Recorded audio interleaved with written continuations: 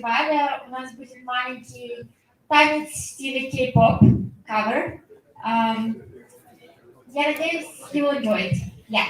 Okay, thank you.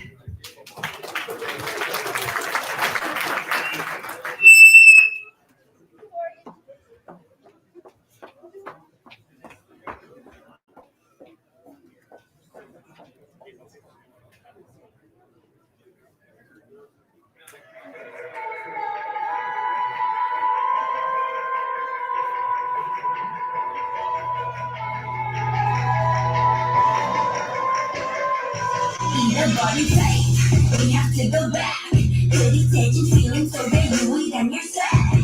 Everyone is heartless, so we are fearless. 아무것도 막지 못해, never been so careless. You say it really hard, I say it's time for a string of love. So let us sing, say my name, wait till let me hear that thing. Beep, beep, beep, beep, beep, I'll set you free. It's time for a melody.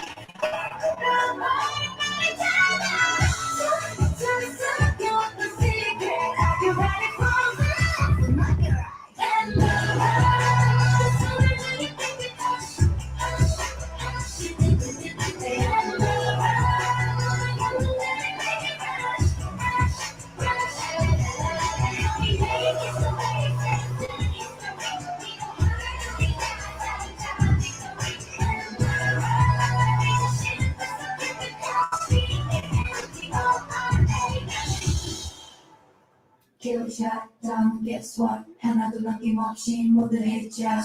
아무것도 머릿속 빨라 긴장하지 마, don't worry, don't worry. 혼자만 하던 대로 내 생각은 비워버려.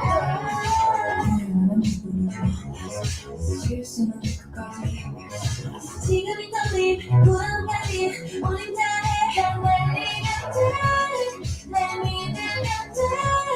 이렇다니까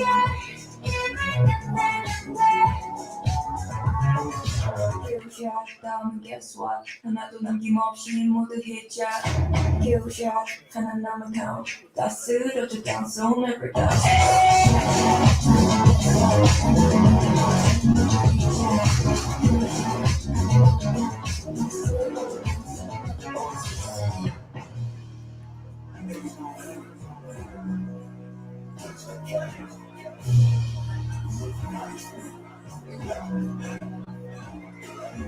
only 없어 마지막 인사야 말도 없어 사과도 하지마 only 없어 마지막 인사야 말도 없어 사과도 하지마 사과는 꼴라지 우리 다 사마치 콜라지 너희가 맡겨져 놀라지 이렇게 뻔나지 뻔나지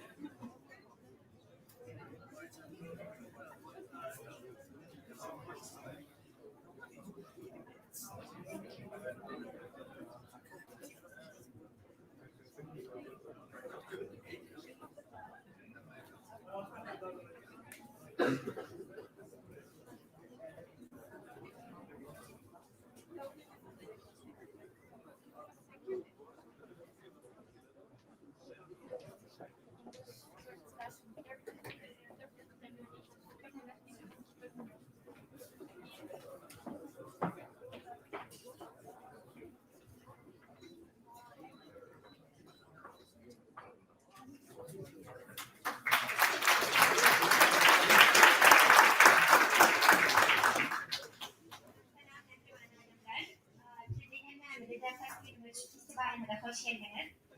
Bu festivalde texnologiya qiziqlanganlarim, ekspertlarim, professionallarım, yana bir girish başlanadilar himmatini yig'ilishgan edik. Vaqtimizni eng boy shaklda, eng foydali shaklda geçirmenizni arzu etgan. Hemen birinchi bilan o'z organizatorlarimizga, koorganizatorlarimizga, sponsorlarimizga, volontyorlarimizga ko'p tavsiya etaman.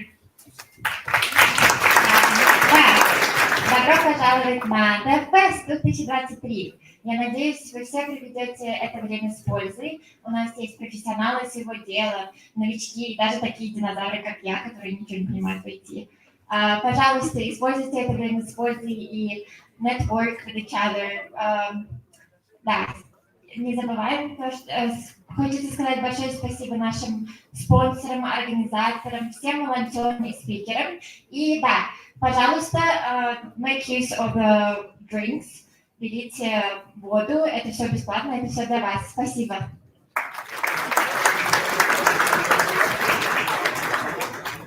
Welcome everyone to our DevFest'23. We are very happy to see you all here, virtually and at the same time physically. DevFest is the celebration of technology, innovation, community. So we're going to have a lot of different interesting talks, speakers, workshops. At the same time, we'll have a lot of networking opportunities. Please use the time as beneficial as possible. Have fun. You can take the drinks. So yeah. And I would like to say a big thank you to our team, GDD Ashgabat, who organized this event, our volunteers, our sponsors, our organizers and co-organizers.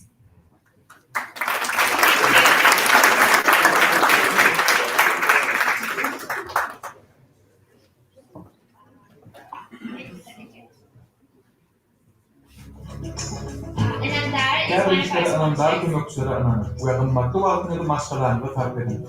Anamdar online dükkanı, günlük durmuşta gerek olan yukarı şehirde haritadan müngörse görmüşlüğü ağamakta bakadan alçılara fıkırıyor. Telefonunda bir programlarında alır. Bu etirin İslam tarihinin bir durumu yakınlıkta. Kullarmenlerinin kararlarında kabul eder ve en saylama önümleri kayıtta vaatlar sarayının boyunca edildirildi. Anamdar dükkan bir durumu yakınlıkta. So yeah, now we are very happy to announce our dear organizers and co-organizers, without whose hard work and dedication this event wouldn't be possible.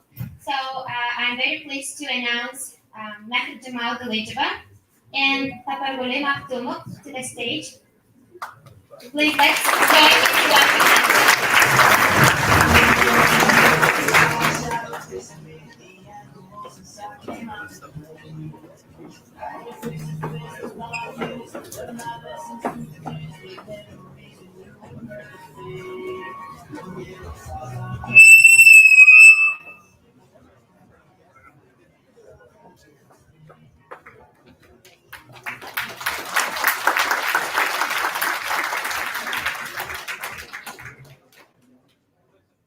So, good morning, everyone.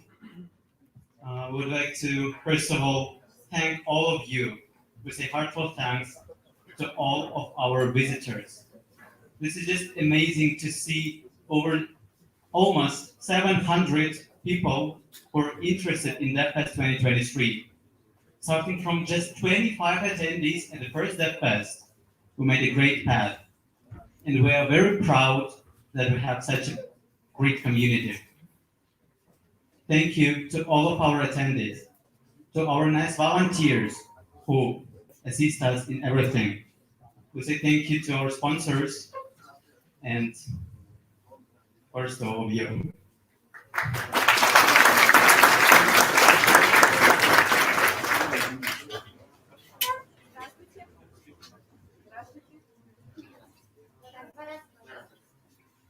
Здравствуйте, не слышно?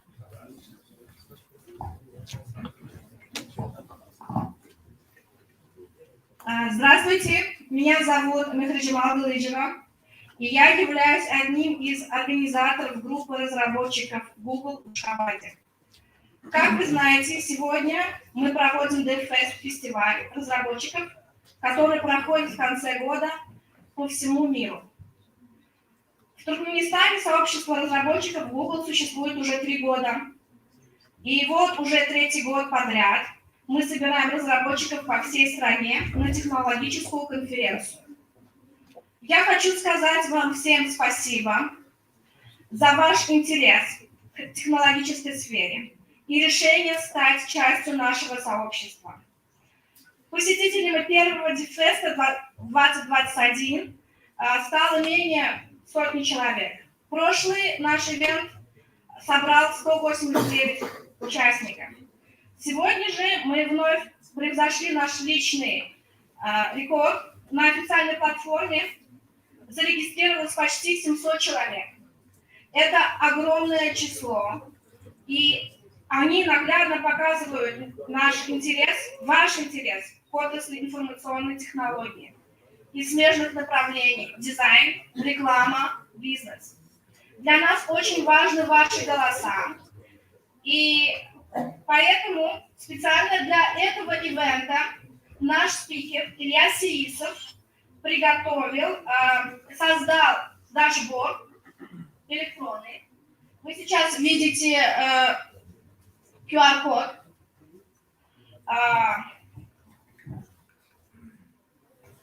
Значит, вы можете делиться своими мыслями, писать комментарии к сессиям, выражать свое мнение касательно выступлений и просто общаться в специальном пространстве. Опробовать можно, отсканировав данный QR-код. Делитесь идеями, оставляйте отзывы, активно участвуйте в работе конференции. Плодотворного вам DevFest'!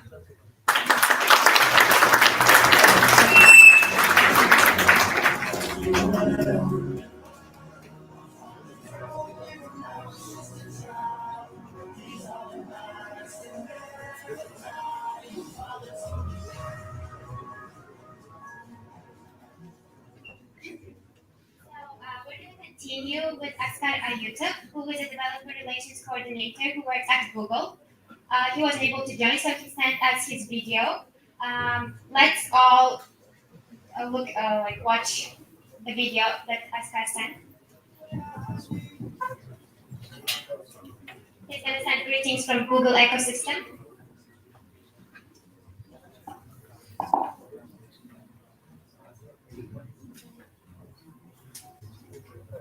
Dear Google developers Ashgabat, I congratulate you with launch of Google DevFest'. With Google Developer Ecosystem, you get access to global community, global pool of experts, code repositories, APIs, learning and certification programs. This year, there will be announcement of new AI opportunities available for you as well. Stay tuned. But Turkmenistan is not only consuming Google Developers Ecosystem resources. Turkmenistan is actively contributing to the global ecosystem. We have this year, first in history, Google Developers Student Club, a university-based club led by Bagul, launched in Ashgabat. First in history of Central Asia, Google Developer Expert in machine learning from Ashgabat regional team. We, from Google's side, see and monitor growth of core GDG team. Besides Morales, long-standing efforts, we have Mahir Jamal, we have many other active co-organizers. We see and value your support to growing the developers community and startups community. We value Merdan's many years long-standing mentorship on Flutter and other technologies. There are new good news are upcoming next year. Stay tuned, and I wish you good luck.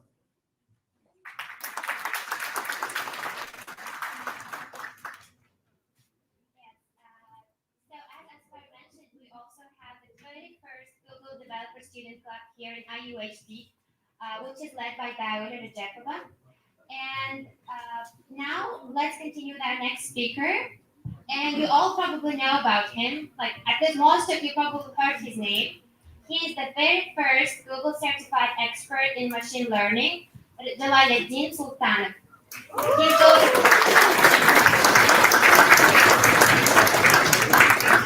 qualities and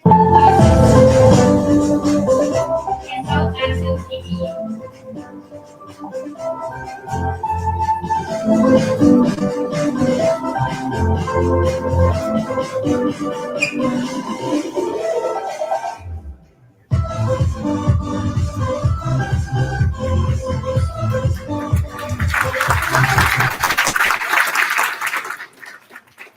So, hi everyone, I'm Jalal. I'm a Google developer expert in machine learning. So, I'm glad to see you today in Ashgabat DevFest' 2023. So, today I want to talk about the roadmap to Google Developer Expert, how you can become one, and I want to talk about my experience, like go through my experience and then explain you the process of becoming GD. So let's start. So yeah, some facts about me. I got a bachelor degree in computer science from China University of Petroleum. It's in Beijing. Yeah, this is the picture of my university library. Took from Chrome.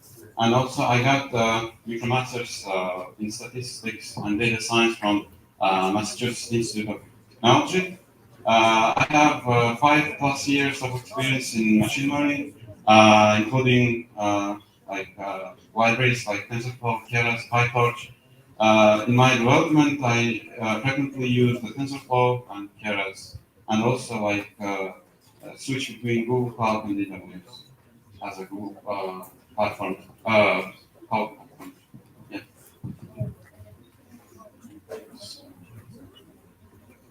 This was facts about me. Then my experience in photos. So when I was a freshman in university, I used to take part in robotics clubs of my university. So with my team, this is photo from competition, competition among the Chinese universities. So we built autopilot on ROS, robot operating system. It was relying on the 2D lidar scanning of the environment, and it was able to build a short path from point A to point B. So we took part in competition in G9. We took second place. This is my team. And then I started working as a computer vision engineer. I like how computer vision works. So I did lots of mass casting, like object detection, image classification projects, as you see on the right side, yeah, from you.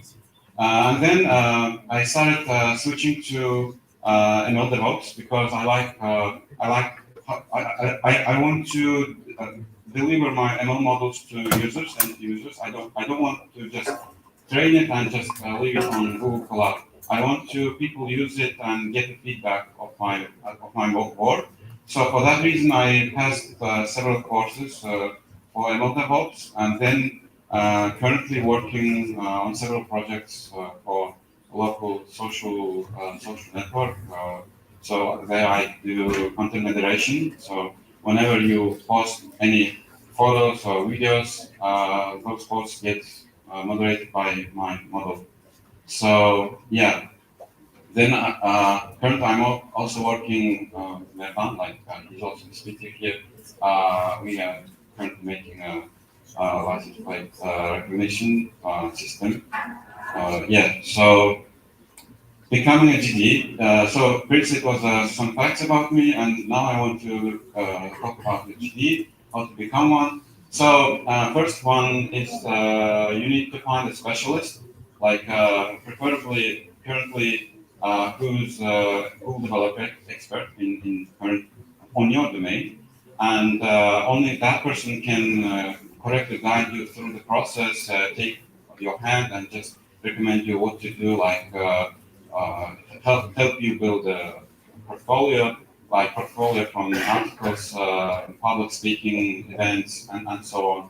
So application process, applying for GD. So after you build robust portfolio from different portfolio articles, like public speaking events and so on. You need to start applying for GD. Like there's an application form. You fill out the form, and you need to, in order to become like eligible for a GD program, you need to have like lots of experience, like 5+ or 3+ years of activity in the community. So criteria and steps. So overview of becoming specialist in the field. So in order to become one, you need to have, as I said, lots of articles. You need to keep up writing articles on Medium or whatever else. Also, you need to speak at public events like this, or you can organize yourself. For example, if you want to become an ML engineer, like ML GT, you can just collect, or organize a local event. Maybe you want to teach other students the math, like fundamentals of math or machine learning. So this is also counted as a criteria, as an activity. So, and then, this was the main criteria. You need to have a portfolio. Also, what I want to emphasize is that you not only articles or public speaking, you also need to be some kind of contributor to the community. For example, if you want to be ML engineer, ML GD, then you need to know the basics of TensorFlow, how to use it, like at least one of the products of Google in your domain. So that's it. Like in general, this is how the process looks like. So roles and responsibilities, responsibilities of specialists after becoming the GD. So like getting not ends after you become a GD, you also need to keep up with that consistency, even with more effort. Like you need to organize like local events, reach out to as many people as possible in your domain. Like for example, if you are in ML, then you need to collect, gather people around you and try to teach them the ML or one of the products of Google, like how to use it, and also try to contribute to open source projects of Google. So so what's the what's the aim of the Google Developer Expert Program? Is that it tries to recognize the individual's expertise in the domain. So you don't need to be super hacker or super nerd about the topic, but you need to collect like a portfolio, robust portfolio. So benefits and opportunities, personal and professional growth is that when you become a specialist, like Google Developer Expert, you can have an access to better APIs, like better testing from the for the Google products, and you can start testing as a first person. So networking and collaboration is that you can access the community of such developers as you, and then like start learning from them as well.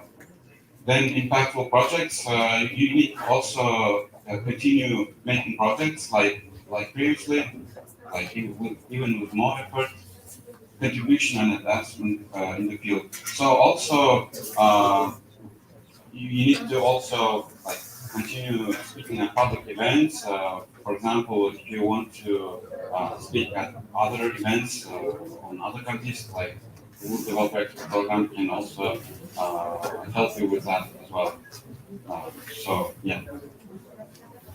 And also some with the fact that I also took part in Istanbul DevFest last year, and this is how it looks like. We gathered like 2,000 people. So how to play?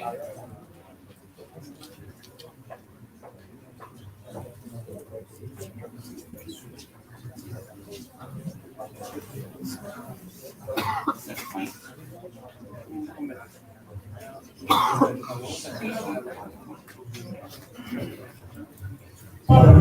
And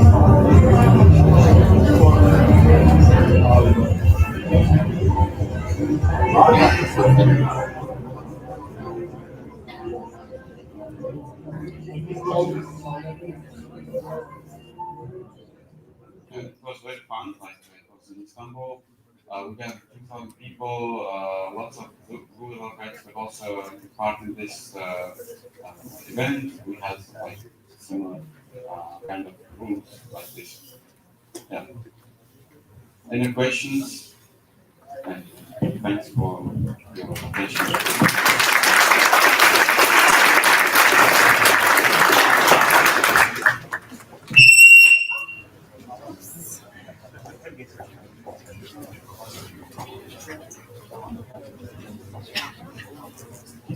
Thank you so much, Jalal, for your speech. Now let's introduce some of our speakers. Let's watch their intros for some time. We have very interesting speakers from different fields this year.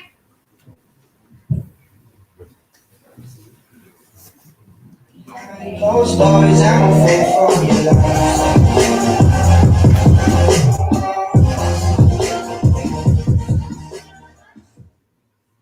Those stories I'm afraid for your life.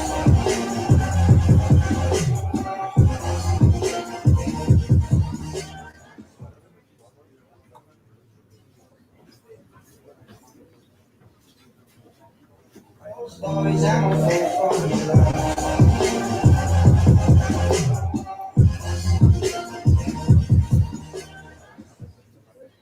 Those stories I'm afraid for your life.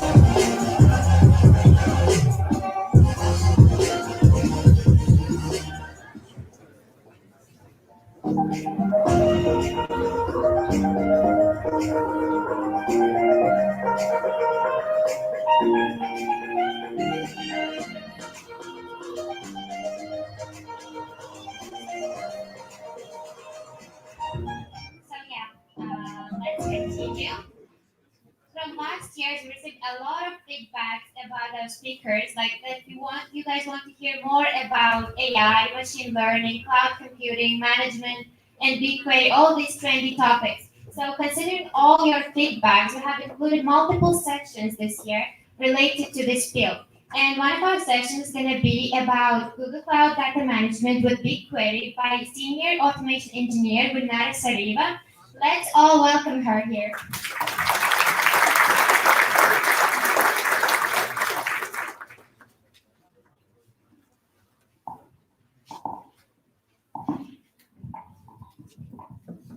Good morning, everyone. Welcome to the DevFest, and I want to introduce you to Google Cloud Data Management with BigQuery. I'm feeling a little bit nervous, so can you please support me with a round of applause? Thank you. Let's start with what Google Cloud Platform is. It's a cloud platform that provides a wide range of services for working with data, developing applications, and managing IT infrastructure. Here you can see the main features and services that Google Cloud Platform can provide. First of all, it's cost effective. You can pay less by giving different choices, like free use for certain amount of place, for example. It's highly scalable. It helps users work with any amount of data and users. It makes users use their own computers and with exact CPU they need and memory they need. It supports API platform and it offers users a very wide variety of different services to work with data. Currently, Google Platform has more than 90 different products and services. Here you can see the most popular of them. Overall, Google Cloud Platform offers a wide range of features and services for managing and analyzing data. Who uses Google Cloud Data Management? It's very beneficial for large corporations that store and process large amounts of data. For example, Google company uses services of Google Cloud Data Management to analyze their logistic data, sales data, and so on. Also, startups and small companies can benefit because Google Cloud Data Management offers advanced technology for data processing. And when startups don't have enough resources to create their own infrastructure, they can use Google Cloud Platform for that. Also, organizations that need high availability and scalability of their databases. For example, machine learning startups can use BigQuery to analyze large volumes of data. So as you can see, BigQuery is the most popular service for data management on Google Cloud Platform. The main advantages of BigQuery are shown here. It's integration, scalability, ease of use, and speed. BigQuery can work with data of any size, from small to big. It stores data, uses Dremel technology, and it can answer all your queries very quick. And you don't need to install or set anything to use BigQuery. It's very easy to use. Also, BigQuery is very easy to integrate with other services in Google Cloud Platform.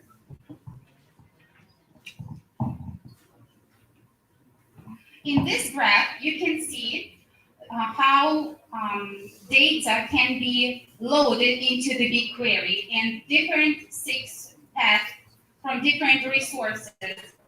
You can use files with this, like this. This is the easiest way from your computer or from other clouds like Amazon or Azure to load it into the BigQuery. You can use different connectors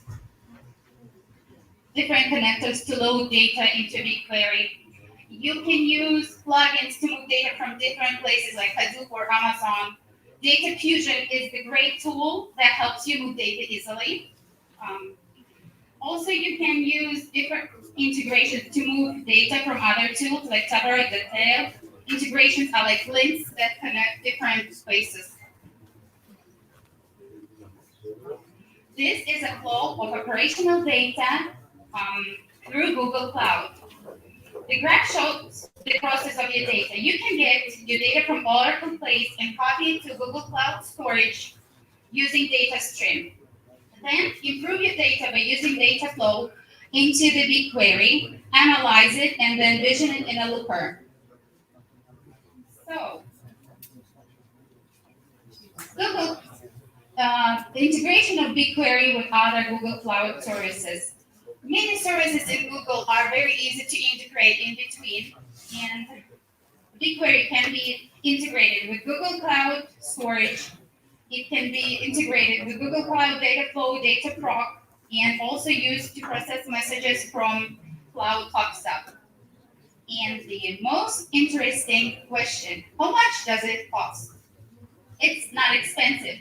You pay for data storage and processing analysis. The pricing is a little bit different. It depends on what you need from BigQuery. But let me give you an example. You have loaded 10 gigabytes of data into BigQuery, and your analysis are making SQL queries against it. Let's say they process an average of 1 gigabyte of data per request. This is the amount of data in the tables that need to be processed. Your analysis made 1,000 queries per month. As a result, using BigQuery for this month will be free for you because they have a free period. The most important advantage of BigQuery is its security and reliability. It helps you keep your data safe with different ways, such as authentication and authorization. You can choose who can use and who can see your data. For example, Google Cloud Identity or other systems. Data encryption. BigQuery makes your data unreadable to other users. Data is locked on the disk during the stay and during when you move it in between places. And access control. You can set rules who can access to your data. Monitoring and auditing. You can watch and check what do people do with your data. Some companies use BigQuery to ensure data security and reliability. They are Spotify, Coca-Cola, it's Taiwan Shanghai Banking Corporation, the IRB, and Colgate and Palmolive use BigQuery to analyze data too. For conclusions that can be made for BigQuery, it's a powerful tool to processing large volumes of data that gives companies abilities to analyze data and gain valuable insights, and an excellent choice for analyzing data of any complexity, any size at a very big speed, and you can be sure that it's secure. So I want to say thank you for listening to my presentation and good luck with the big data. Don't be afraid of it.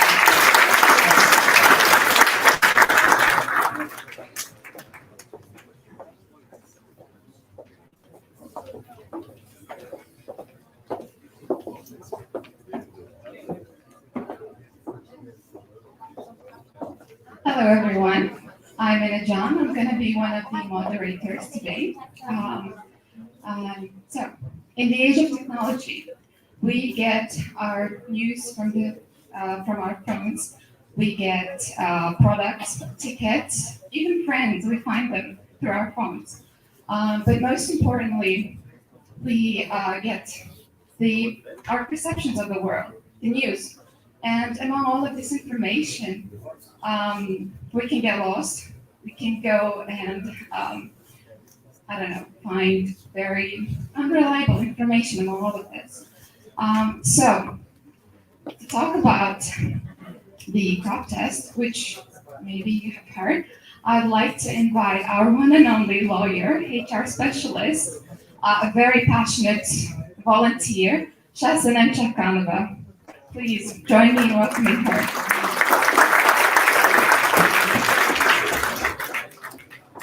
Stories I'm unfold from your life.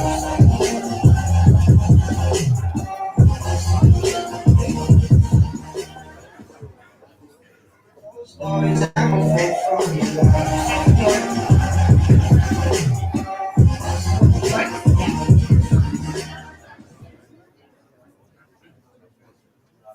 Okay, so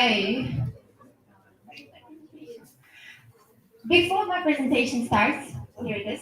You might be wondering, why am I talking to you about this? Because this is an IT thing, and I don't understand anything in IT because I studied law. I have an excuse.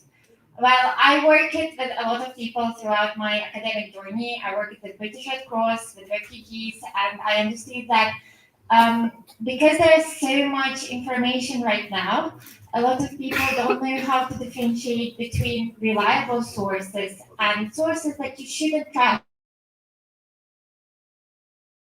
or how I call them, crap source. So I will be talking about to you about the 5 C's of critical consuming and how you can choose your sources better and be less biased. So I don't think it's a problem here.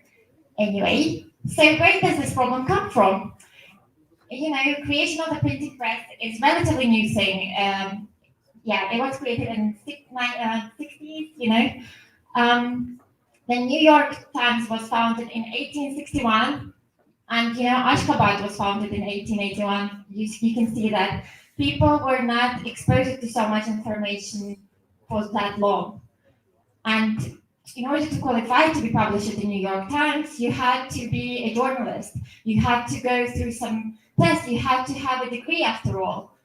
But then, golden age of TV starts in 1960s, and we get news. We have a lot of journalists. Back in the days when my mom was studying at the university, they didn't even have journalism faculty here in 80s. So you can imagine the people who are qualified to talk about important stuff that you should care about. There are a lot of them now. But the real problem started in 1990s, because that's when the internet became a thing. And anyone can be a journalist now, we can all go to Instagram and post something and people would believe it. We can all publish something, and whenever, for example, whenever you Google my name, you will see some articles by me in Google.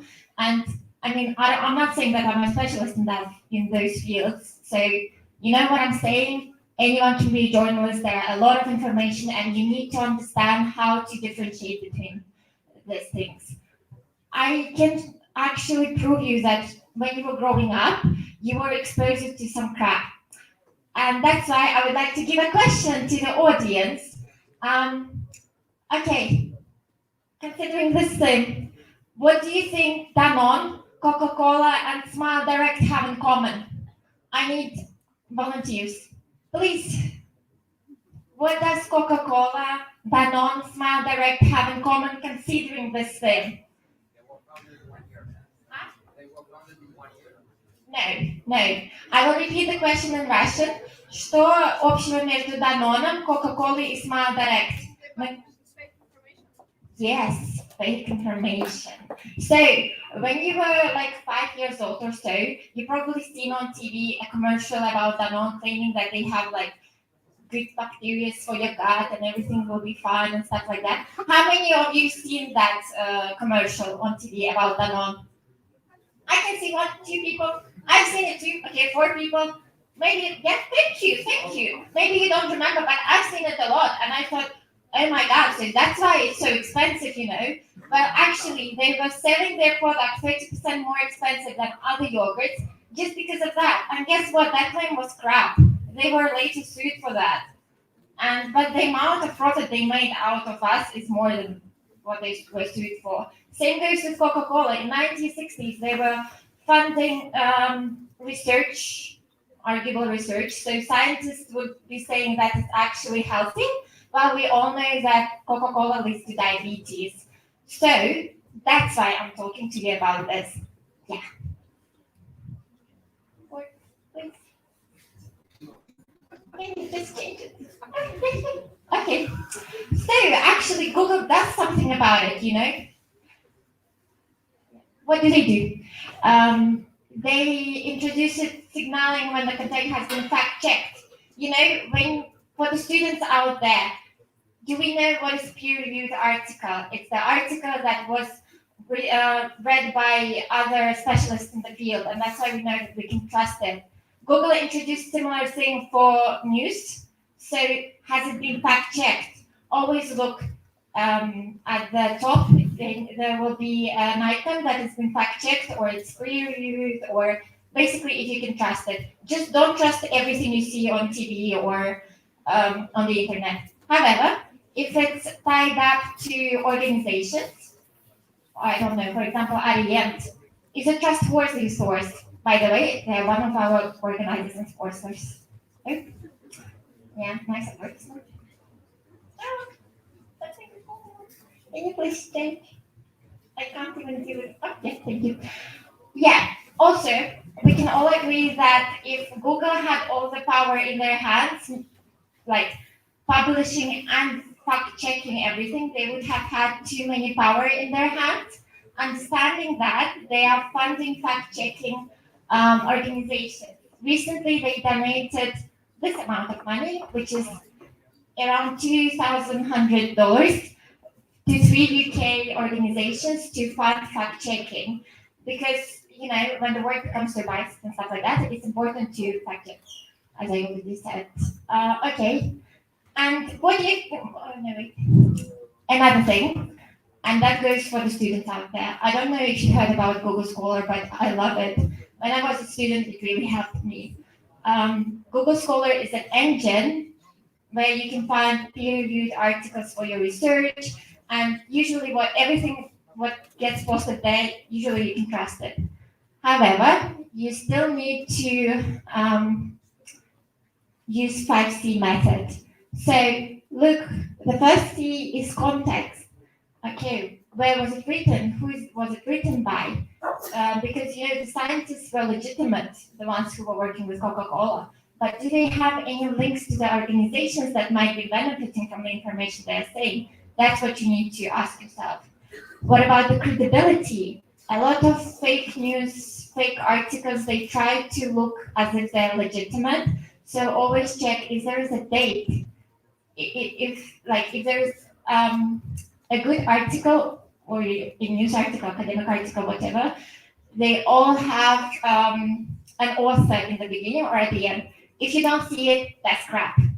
Then construction, is it biased? Are there too many loaded words?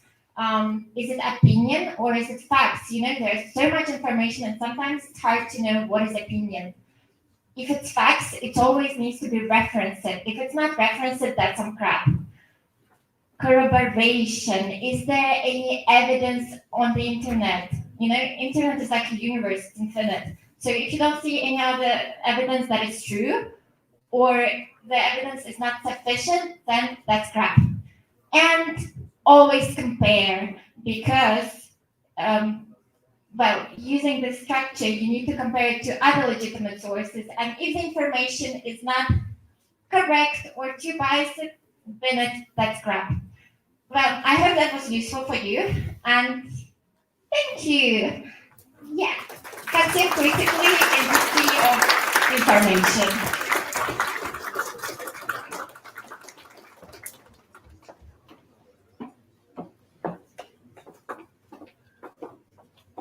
Thank you, Jacqueline, for such a fun and interesting presentation. Now, how many of us have soft skills? Or how many of us know about soft skills? Okay, yeah, we have people. Okay, I think a lot of people also say it. It's probably one of the few things that AI won't be able to replace, hopefully in the near future.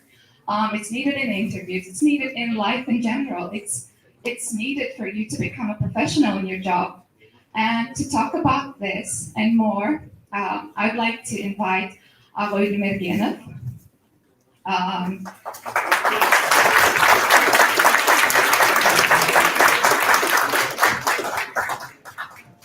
Thank you.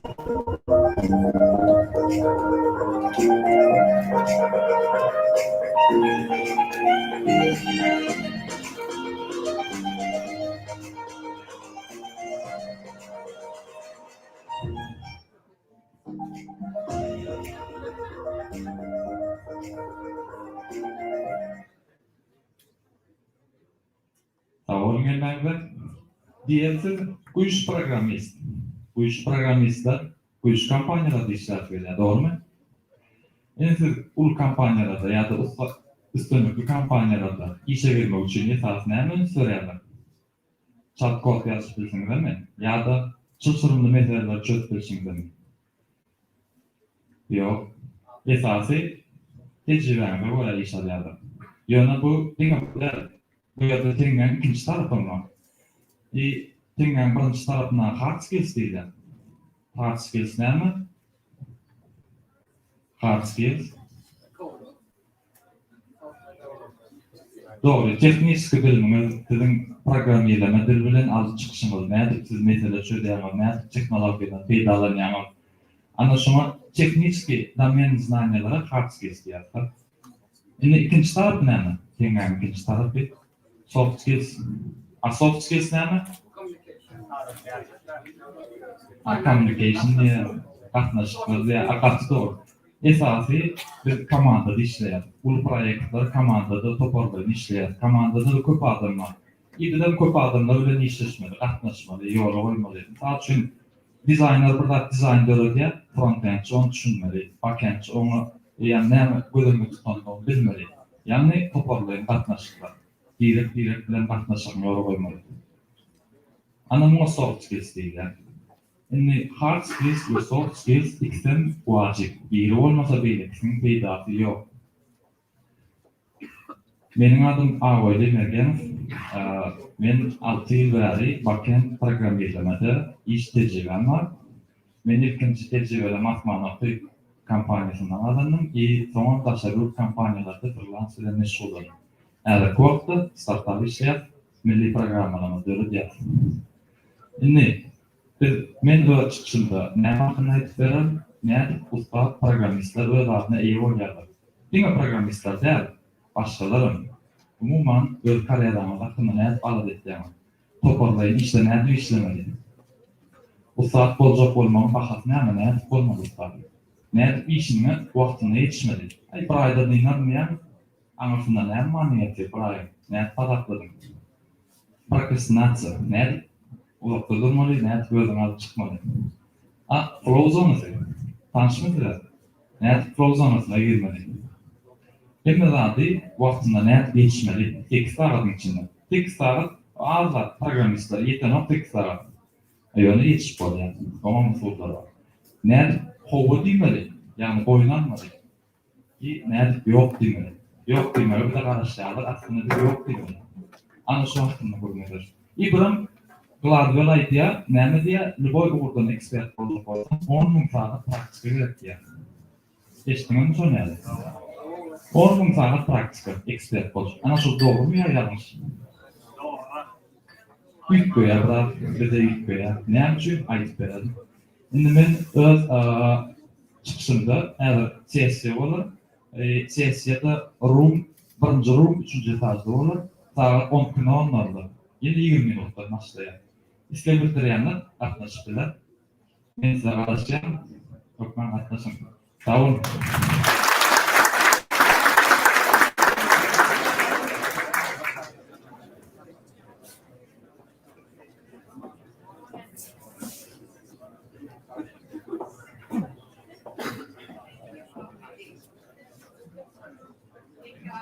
For your presentation.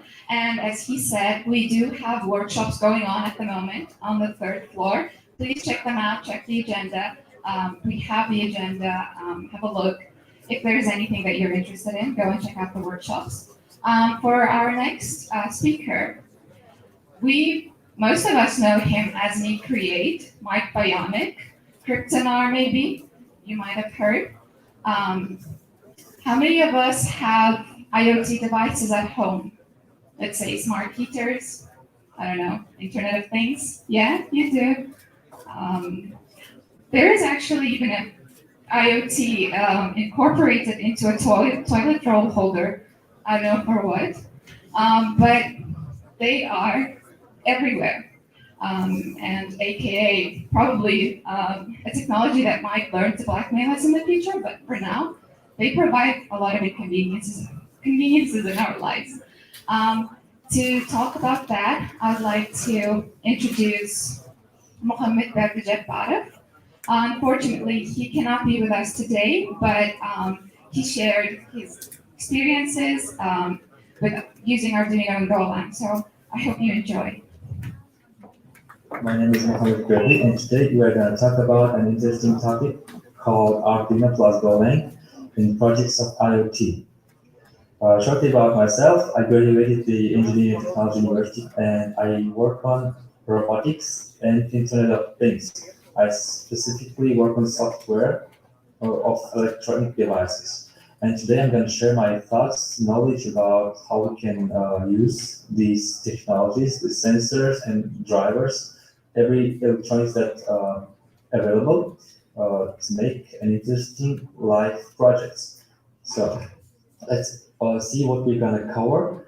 We're going to learn about electronics, shortly about IoT, and let's get to the steps of creating an Arduino script and then Golang script, and we are going to connect them using serial connection. This is the basic connection between Arduino and computer. I'm going to tell about shortly in the next page. So let's go. Electronics and sensors. We know any electronic device consists of microcontroller, and there should probably be output devices, input devices, and of course we need power. This is a simple example that we made for a RoboFest. It's a line follower project. It has line sensors as an input and motors as an output, and it has power. A simple robot.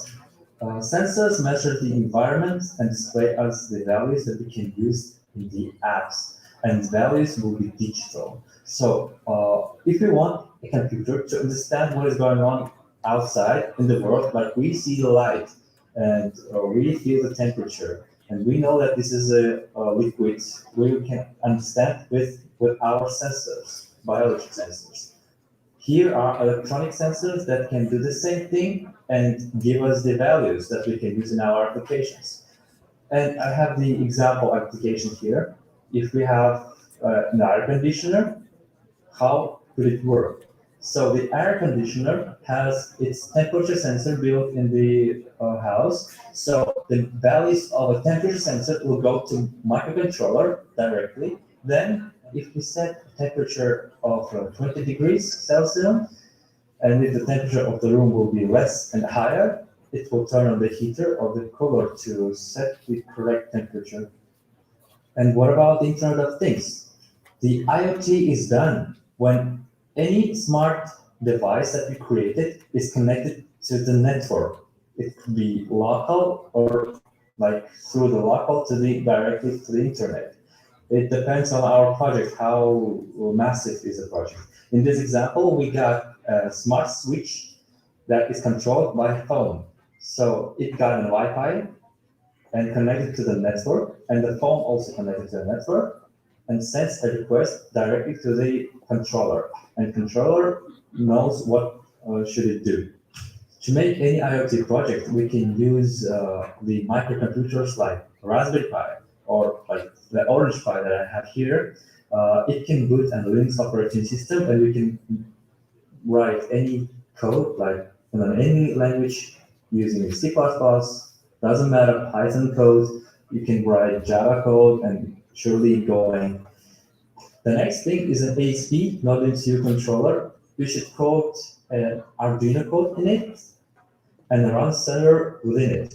We can connect to a Wi-Fi and send a request to any other computer, any other device, and to the cloud if you have connection with an API, through an API. And also, surely we need an Arduino, and this is a simple project that I built for this DevFest. Next project. So we will create a little people attendance analyzer as an example. For example, you have something, gym or restaurant or cafe or anything that people come and go. And probably you will need statistics about how many people come in several parts of time of a day. And asking people to sign somewhere or putting any worker to do this task always would be uncomfortable and time wasting. So we will use the IoT technology. So let's create an Arduino script. I made two scripts. First is for passive infrared that you can meet in the doors, automatically opening and closing. So we can program it for each time the door opens. It will send us value that we can read, and then send a serial println. We need this part, a serial println, to use in our server application. We can expand it so it won't send the person detected each time. It will send once, and if the person non-existent, it will zero it. In this example, I use the ultrasonic sensor. It is a distance sensor. It can measure how far the object is placed, and we can read the distance. And if the distance is less than 40, we send a person detected information. So in this example, as you can see, the person is detected, and here is a log file, like person detected once, and then person removes. Next, Golang and serial communication. You can surely use a Python programming language or Java or C++ to make this task, but I give an example with Golang because it's very young and modern technology. Why I use Golang? It is easy to write. You get a clean and efficient code with any useless thing. You can build a concurrency, and it's compiling, it's scalable in performance. And here we create folder with the name serial.go. You can change this name with initialize module, and we get the library that is called serial to communicate with it. And here we have some imports. So we should define a COM port of an Arduino. If you use Linux, it would be TTY/USB something. And baud rate is the baud rate of an Arduino that communicates with it. You should note that baud rate should be the same. The next thing is that we configure the serial and open the port, and if you don't have problems, you continue. Next, I create one more variable on the top so I can count the people here. And we have a for loop because the serial will keep sending us an information. We shouldn't read it once. We should keep reading the serial information. We add a scanner in it and make scanner scan. And if the text is equals to person detected, that we are sending when person detected, I showed before, we just add to the people. And then we say people is adding this. In this example, I changed the count port to the 8 because it changed in my Arduino. And here, when I run the main Go application, we see that person detected, and each time the person detected, the counting people is upgrading. We just have to save the information to any database. You can use a Firebase for it, create a database, get an API key, and using the PAST request, you can just send your values to the database that you created on Firebase. And then to display your values, you can build a front-end application for a website or Android, iOS. So in the end, we'll get a product that counts how many people came in several amount of time. We can also use the Golang application itself to build an API and store every information in your computer. Then the next step is building a user interface application. It could be mobile phone application or web application. So it will make a request, the same request for the Firebase or your Golang API. And this is how you can use the electronics in your daily life with this simple example. And the storing of this data is up to you. So good luck, everybody. Stay connected. Thank you.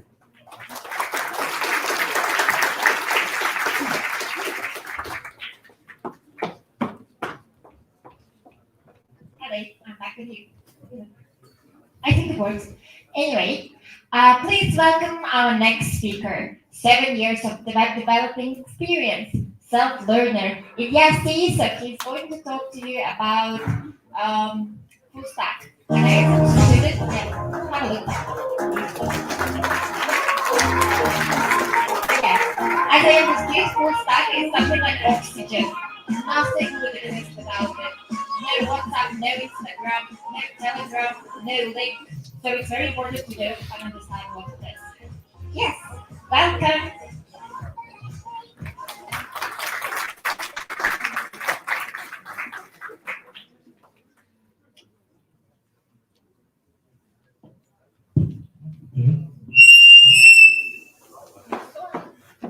Здравствуйте. Как настроение?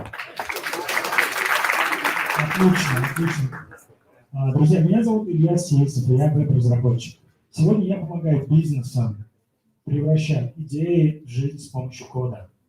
И сейчас я хотел бы поделиться с вами одной удивительной историей моего близкого друга. Моего друга зовут Вера Юда. Вы знаете, откуда он, друзья? Он из Индонезии. И сегодня он обучается в одной из самых престижных и дорогих школ по современной веб-разработке в мире. И вы знаете, как он туда попал? Я расскажу. Если хотя бы раз создавали веб-сайт или приложение, вы знаете, что для удобства вам обязательно, желательно, скажем, иметь два монитора. Потому что на одном у вас, например, код, файлы, а на втором браузер, консоль, терминал. Это очень сильно повышает удобство. И, друзья, а сколько мониторов было у Веры? Если честно, не 3, и не 4, и даже не 1. Потому что Вера родился и вырос в небольшой рыбацкой деревушке в Индонезии. И там у людей нету компьютеров. У людей есть, зато есть рыба, удочки, лодки и много воды. Но прогресс не обошел стороной их деревню. И руководство области спустило директиву вниз, то, что каждая деревня должна разработать небольшую веб-страничку, в которой они расскажут о своей деревне, статистика, факты. И деревня, знаете, что сделала? Объявила тендер. И знаете, что сделал мой друг? Он подал на этот тендер и выиграл. А знаете почему? Потому что никто другой не подал. Да. И самое интересное то, что, как я сказал, у него не было компьютера, но у него была вера, настойчивость и убежденность в том, что он делает правильные вещи, то, что он стремится к знаниям. И он начал разрабатывать этот веб-сайт. Знаете на чем? На бумаге. И я не говорю про красивые wireframe, которые потом в фигму переносятся. Нет, он реально начал писать HTML на бумаге. У него был план. После того, как он напишет код HTML на бумаге, он поедет в ближайшее интернет-кафе, перенесет этот блокнот и выложит в интернет. Но, друзья, руководство прознало о его трудности и подарило ему. Как вы думаете, что? Близко. Они подарили ему телефон. Со словами «это лучше, чем бумага». И, друзья, если вы видите, это Xiaomi одной из первых моделей, которые были, и через 2 месяца в итоге он создал свой первый веб-сайт для своей родной деревни. Но даже, честно, мне бы не хотелось знать, через какие трудности ему пришлось пройти, чтобы на вот в таком шрифте размером 10 написать веб-сайт. И, друзья, получается итог этой истории. В августе вот этого года школа jsmaster.pro объявила конкурс на одну квоту на обучение, которое финансирует школа, которая стоит больше $10 тысяч. Конкурс. В конкурсе было условие. Нужно написать сочинение, почему именно вам должны выдать эту квоту. Я тоже участвовал в этом конкурсе, но победил Вера, потому что он написал свою историю, видимо, она его, директора школы, очень тронула. Я узнал о победе Веры из рассылки, которую тоже получаю, и эта история очень вдохновила меня, потому что если простой рыбак из Индонезии смог добиться таких результатов с помощью своих внутренних качеств, то чего же можем добиться мы с вами? И, друзья, хотел бы закончить небольшой цитатой. Мама мне вчера подсказала, то, что вещи в жизни, которые мы всегда должны следить и не упускать, это слова, возможности и время. И в этой истории Вера, он упустил возможность и получил одно из самых лучших образований, которое можно получить в веб-разработке. Дорогие друзья, если вам понравилась эта история, то ставьте лайки, подписывайтесь. Можете просто поаплодировать. Спасибо. Спасибо. Друзья, теперь о Full Stack Web Applications. Как на Фиджимал показал, есть небольшое веб-приложение, Full Stack, Front-end, Back-end, специально для этого мероприятия. И сегодня у меня будет 2-часовые сессии с 2 до 3 до 4. Если вам интересно, как это делается, приходите. Спасибо.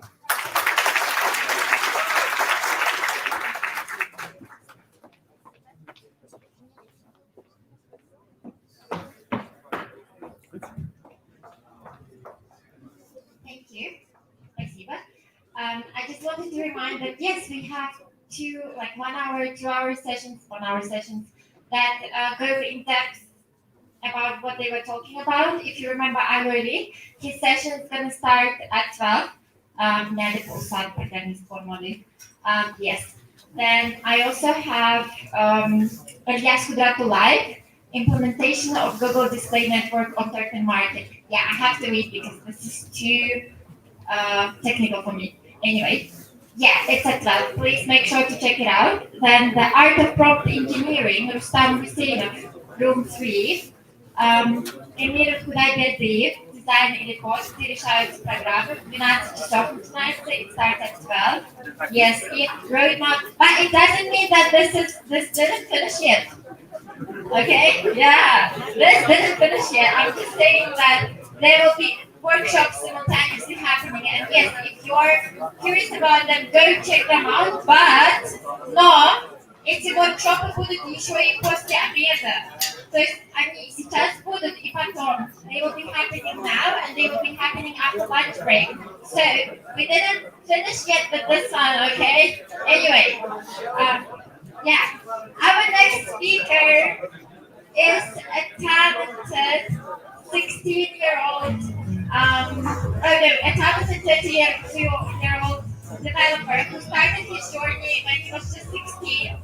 Yeah, I wasn't able to learn anything when I was 16, but he was.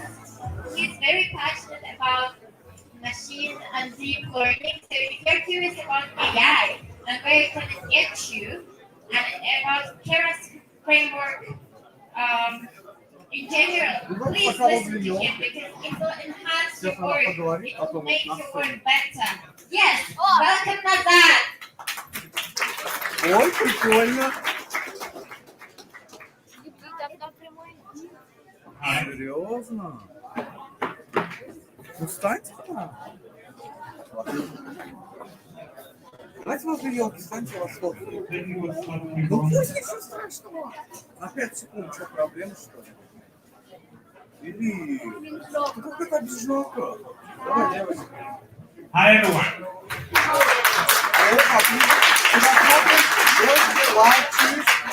Today we'll be talking about something interesting. So, you all know ChatGPT, right?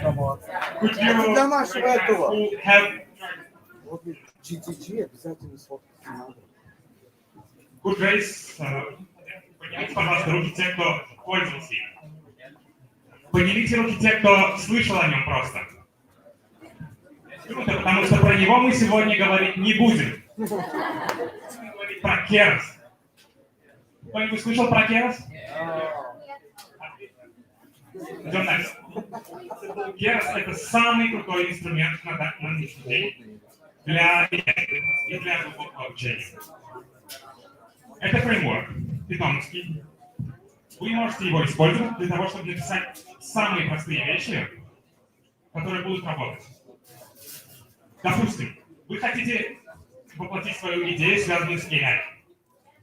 Какой-нибудь детектор, который, допустим, говорил Мухаммед, если я не ошибаюсь. Но у вас нет навыков в машинном обучении, в глубоком обучении, и вы недостаточно хорошо разбираетесь в кодах. Я уверен, это часто здесь происходит. Что вы делаете? Вы устанавливаете этот фреймворк и просто начинаете писать. Никаких дополнительных навыков не нужно. Идем дальше. Как он начинался? Как он появился вообще на свет? Вот этот чувак, Франсуа Колле, он решил, что ему нужен какой-то инструмент.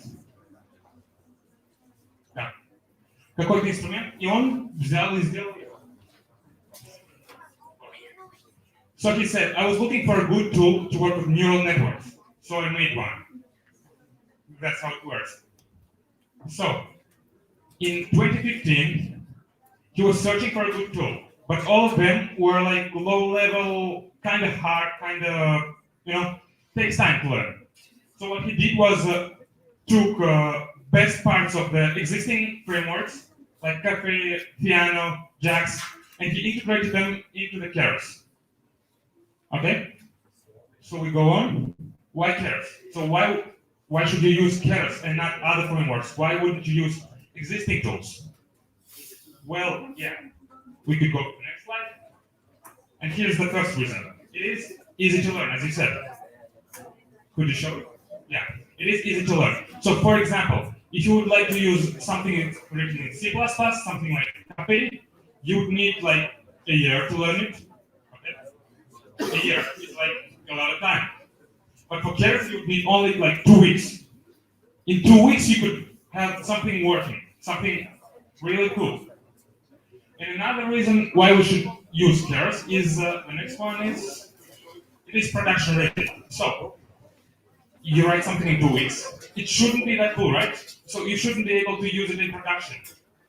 But the thing is, Keras is so cool that something written in 2 weeks can work on high-level production stuff. For example, you all use YouTube. I mean, you all watch YouTube. You spend a bunch of time, 4 hours a day, I guess. The recommendation system of the YouTube uses Keras. Sounds strange. The next reason is Keras is flexible. So both of these two reasons incorporate in this one. So it is easy to learn, so you can write simple stuff, but at the same time, with those easy instruments, you could do something like high level. I mean, extra hard. That's why you should use it. And the last reason, the most important one, in my opinion, The last reason is it is popular. Yeah. So it is one of the most popular frameworks out there. And as a proof of my words, you could show the next slide. Yeah. So here it is. There is a website called Kaggle. It is a most popular website for machine learning guys and deep learning developers. And they made a survey. They asked developers, which tools do you use for your work, for your competitions, for your work? And one of the most popular answers was yes. It's 40.5%. So it is the first deep learning tool in this top 3. And it is around like half of them. And when they asked the winners of their competitions, so Kaggle has competitions. When they asked their winners, 90.5% of them said that they use Keras. Okay, it's like almost all of them. Like the most popular thing out there. Well, we go on. The next reason is it's really fun to play with. Like you have something like this, which is like not really understandable, right? Looks boring and scary. Well, when you work with Keras, it feels like something like this. So the graph was made in Keras, so it really feels like this. So we could use something like high-level API to write anything, like any ideas you have. You could incorporate them here. And we go on. Yeah. Why did I even tell all that here? We got a bunch of interesting tools out there, like Keras is one of them, okay? So, one of the reasons is that I want you to, when you quit the DevFest, when you get home, I'm pretty sure a bunch of you have tried any like development tools, you have written some code. Could you raise your hands who have? Yeah, okay. Oh, not a lot. Okay. Anyway, so when you get home, try to install Keras. It's like lightweight, kind of.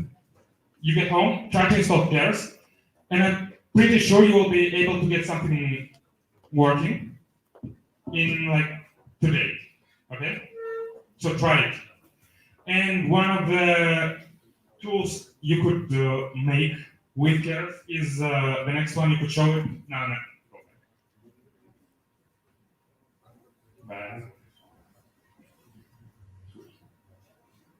We got some technical problems here.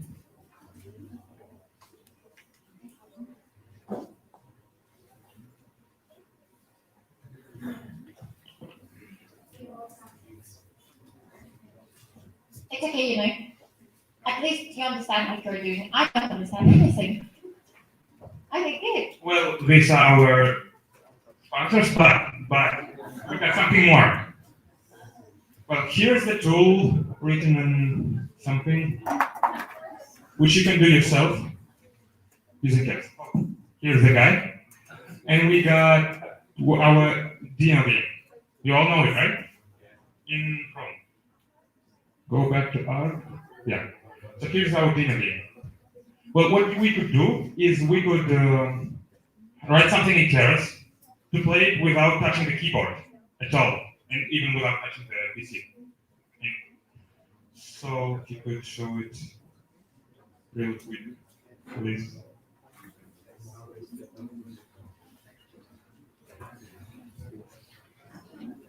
That's how it works, and that's how you would play the third one.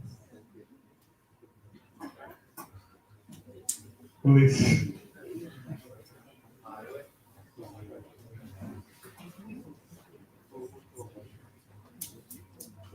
Just a moment. It's hard when you're not the one controlling presentation. I totally Yeah, that's the problem. Well, maybe.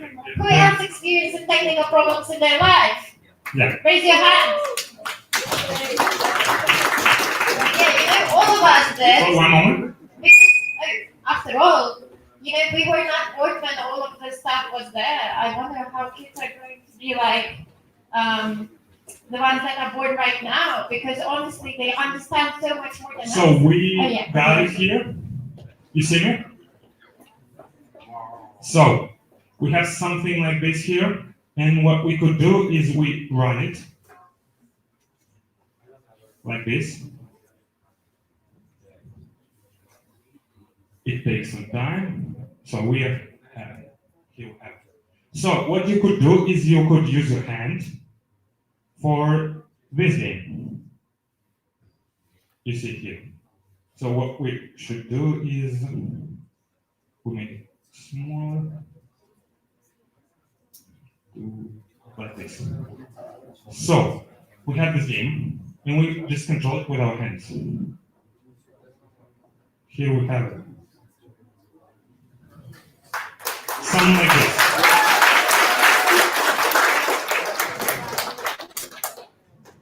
Without even like touching the PC itself and without touching the keyboard.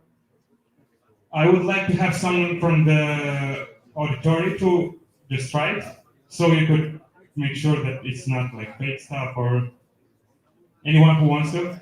Please, please. Yes, anyone. Be more active. Could someone? Yeah.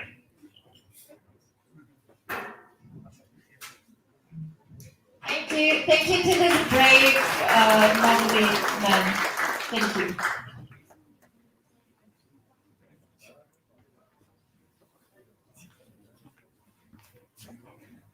What you should do.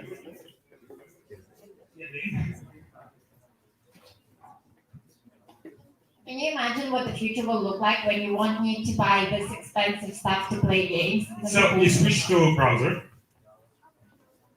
You switch it. Yeah. And you show your hand and you just play.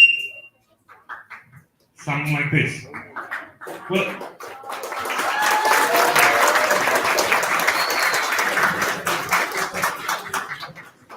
what I want to say is that I made it when I didn't have any technical skills at all. Like I didn't know math at all. Like I knew how to add two numbers and that's it. That's how it works. It's really easy. So yeah, you could get home and do something like this. We could switch back to the presentation and yeah.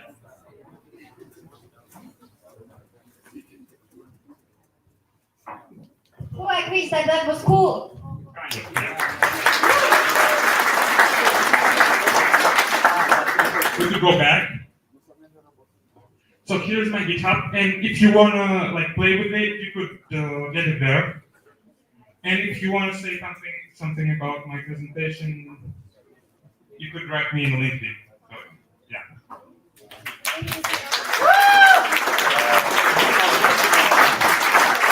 Thanks. And here are our sponsors. The next slide. No.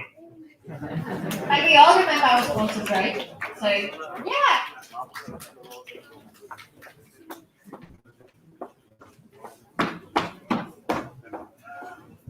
I am sorry for talking so much, but I have to introduce the next speaker, a 3 times Davis Economic Forum attendee and a co-founder and director of a internationally recognized manufacturing company, Begupec.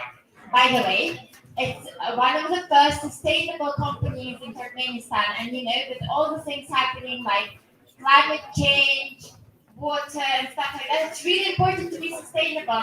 Sheker Saparova is here to tell you more about how you can create your business, what kind of solutions they're using to make their startups and companies greener, and what you can do about it. So tune in for this inspirational talk and learn how you can do better. Not only profit yourself, but do better for your community. Thank you.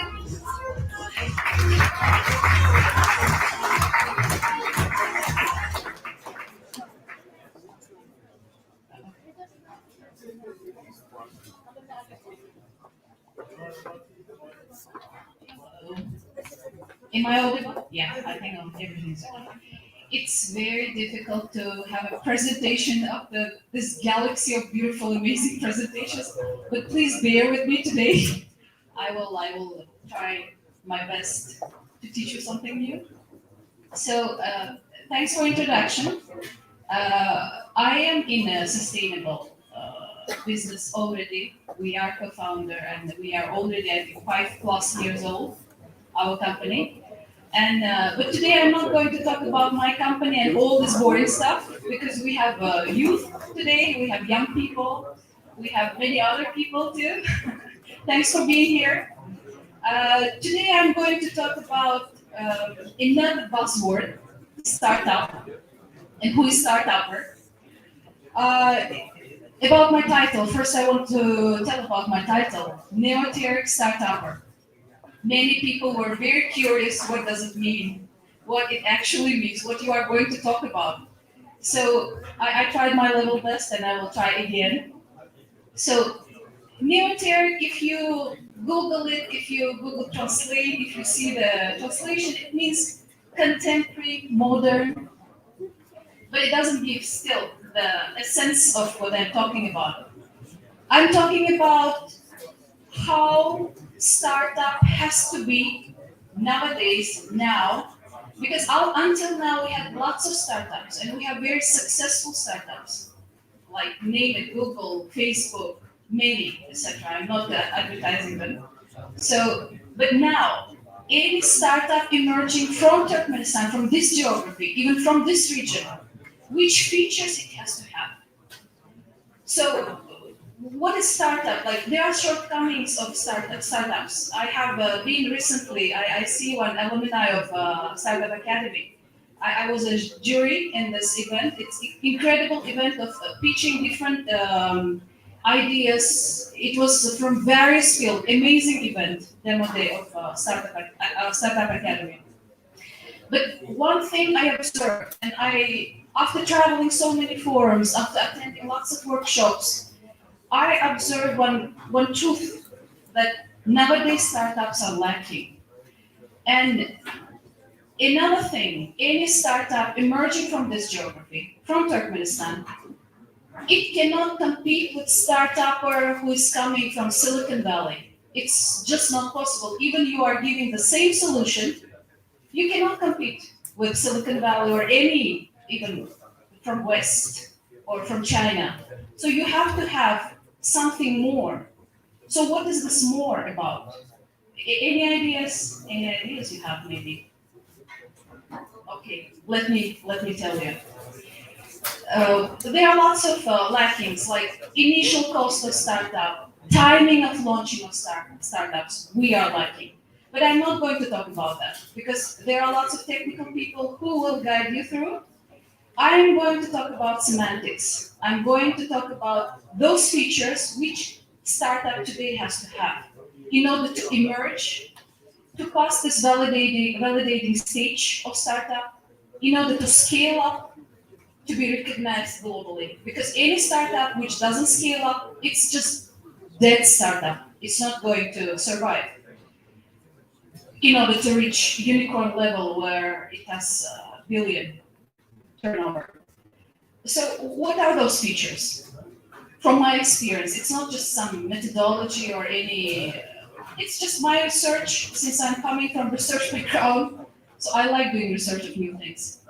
So in my opinion, first it will be, first I wanted to tell about like what is startup in very everyday language. Because everyone knows what is startup. You will find it. You can Google it.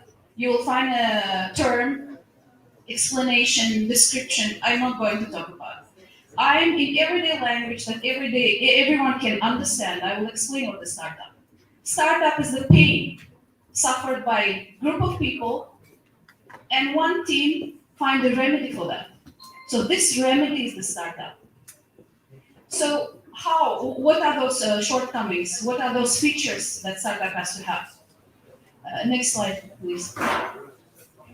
We have to understand whether our idea is sustaining or disruptive. And here here I have given an example of our company, which is sustaining. And another example, our startup, it's startup where we invested, and we are going to launch it soon, hopefully. Big Brother, it's B2B platform. So what are differences? Differences in Big UPIC, our growth are limited. We cannot just become a startup and just become a Facebook immediately, because we are in a sustaining business. Our profit is planned, Our growth scaling is planned. But where it comes to startup, it can emerge from nowhere and it becomes successful in just few years. Even in few, maybe in a year, maybe in 2 years, if you found a good solution for the pain, if you found a good remedy for the pain. So what is sustaining and disruptive? I have given you a sense. Amazing book written by Professor Clayton, Innovator's Dilemma. Next slide, please. Next slide, please. Where it's explained, Innovator's Dilemma, it's Professor Clayton's theory, where he differentiates these two aspects, like where we have to understand what is sustaining and what is disruptive. And beautiful examples. It's just, he's Einstein of economy. He's from Harvard University. He has amazing articles in Harvard Business School. And I would love to just advertise him because I love his books. I love his articles. So here he's talking about, he's giving beautiful example of steel industry, which is, we feel, heavy industry, they're very powerful, they're very rich. They're talking about $1 billion. How this heavy industry of steel bankrupted, like many number of steel industries just bankrupted. Can you imagine? Only 2 companies out of this numbers of steel industry survived. And why? Because they just expanded their business into something else, apart from steel. And who disrupted that? There is a disruptive innovation which was introduced that steel industry could not survive. There is a small mills, steel mills, who found a solution, how to collect the scrap and how to make a steel, new steel. So it's just small new solution which killed entire steel industry. It is a very powerful people. It's not a small industry. I'm emphasizing on that. So how this disruption brought available prices, steel prices went down drastically. I'm talking about 1940s. So you can read this book. I'm not going to go into details because I have very limited time and I want to talk. I would like to touch upon all the aspects. So next slide, please. Second feature, your startup, your idea has to have interdisciplinarity in itself. And what is interdisciplinarity? Interdisciplinarity, I will explain it with very understanding language. Everyone knows the rainbow salad, salad raduga. Все, наверное, знают. In salad, rainbow, we keep same proportion of different vegetables. Tomato, some green vegetables, carrots, potatoes. We don't mix them, if you know. So this is multidisciplinary approach. Each disciplinary hold their stand. They don't mix up together. But why I'm not emphasizing in multidisciplinarity? Because multidisciplinarity, they have own discipline and they concretely agree with own discipline. They don't want to mix. I'm talking about interdisciplinarity, where you mix that rainbow salad, it gives some very special flavor, which one single ingredient cannot give. You have to mix all of them. And you have to emerge with new solution that will bring up some theories, maybe like Professor Clayton's theory. So you have to mix all the discipline. And transdisciplinary, I'll just explain that transdisciplinary involve multi-stakeholders and disciplines as well. So I'm not going to too much touch upon that because as Daniel, my colleague, is here, he was emphasizing that business to government, B2G, is a bottleneck. So you never go into this very dark path of these startups because it's very difficult. First of all, launch it, sustain it. So don't even think about it. Concentrate on interdisciplinarity. Next slide, please. Third feature, you have to include AI tools. I was just Googling the other day, 250 AI tools. I was, How I can learn all of them? It's impossible.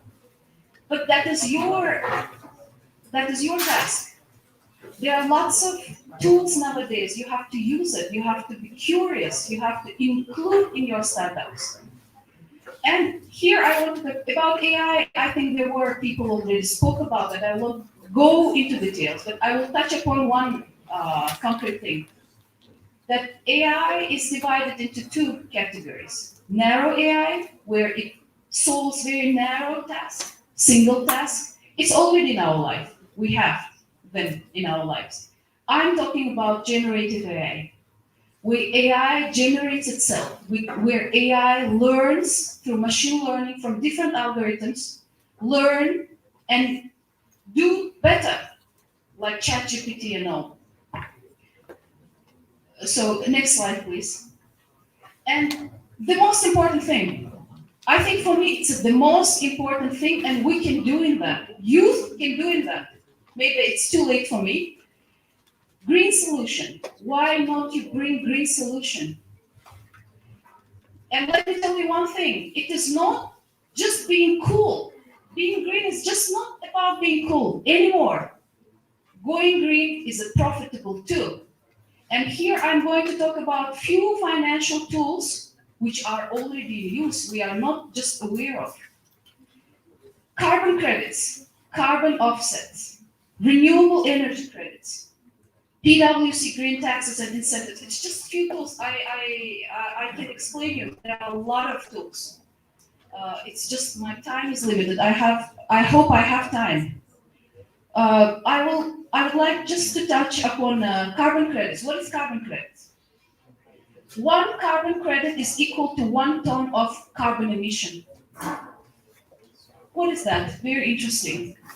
Can you imagine people like me, because we are in polymers. I'm not, of course, the biggest polluter of this world, but we work with polymers, so we are also polluter. So industries like us given a permission to pollute our environment, just for some time, they give us some credits, certain number of credits. Like I'm not aware of here because this policy is not implemented here, but it's coming. It's coming in future for sure. Because no escape. We are polluting this globe and no escape. So companies are given these credits. For a certain number, they can pollute this environment. And those industries who doesn't pollute, who save these credits, they can trade them. Because this is not only financial simple tool, it is tradable tool. You can trade them. And like all familiar with cryptocurrencies, it is something very similar to cryptocurrencies. This is environmental currency. This is ecological currency. So now I'm not aware of what is the cost of credit now, but let me tell you, these credits will go more and more in their prices, in their cost. So why not you be the middleman between these policies and between the companies like us, because we too seeking the solutions. Company like the other day, there were grant opportunity for us where we have to change our vision, where we have to go green but unfortunately, when I searched, I attended this demo day, I haven't seen any startup which offer green solution. So please, any startup emerging from Turkmenistan will touch upon green theme, green subject, will be successful, I believe. And we are the best people to bring the solution. Why? Because we have a lot of problems with our environment regionally. We have lots of problems. I will not even name it. Everyone knows. So why don't we use this? And why want to bring new solutions for that? And solutions for the industries as well. I keep emphasizing on that. And amazing, I'm lucky to be part of World Economic Forum in Davos, Switzerland. 4th time I have been there. And each time I find it's incredible platform where decision-making, the authority, I will not call them authority, decision makers, collect people, collaborate, and bring the partnership. where they emphasize on these topics. So I was successful to be in their 2020, I think it was about, no, 2022. It was about fourth industrial revolution, where they were talking heavily about technologies. All these blockchain technologies, you could interact with Meta owners, with Cisco, all these guys. They were coming with very new solutions, and all those people, like, they are big industries, but they are working with very young people like you. They are not bringing with these startups. Someone is doing for them, where they invest. So I wanted to share some fragment of World Economic Forum, if I have a time, of our interaction, of different sessions as well. I was lucky to meet Emily Cox, who is the CEO of PwC. I talked a lot about PwC because I like their approach to the green. I like their methodology about going green, because they have even I forgot to talk about PwC Green Taxes and Incentives API. It is API where you can calculate which country has how many numbers of policies on taxes and policies of incentives. So if you allow me, I just want to continue with the video. Thank you very much, and I hope it was interesting.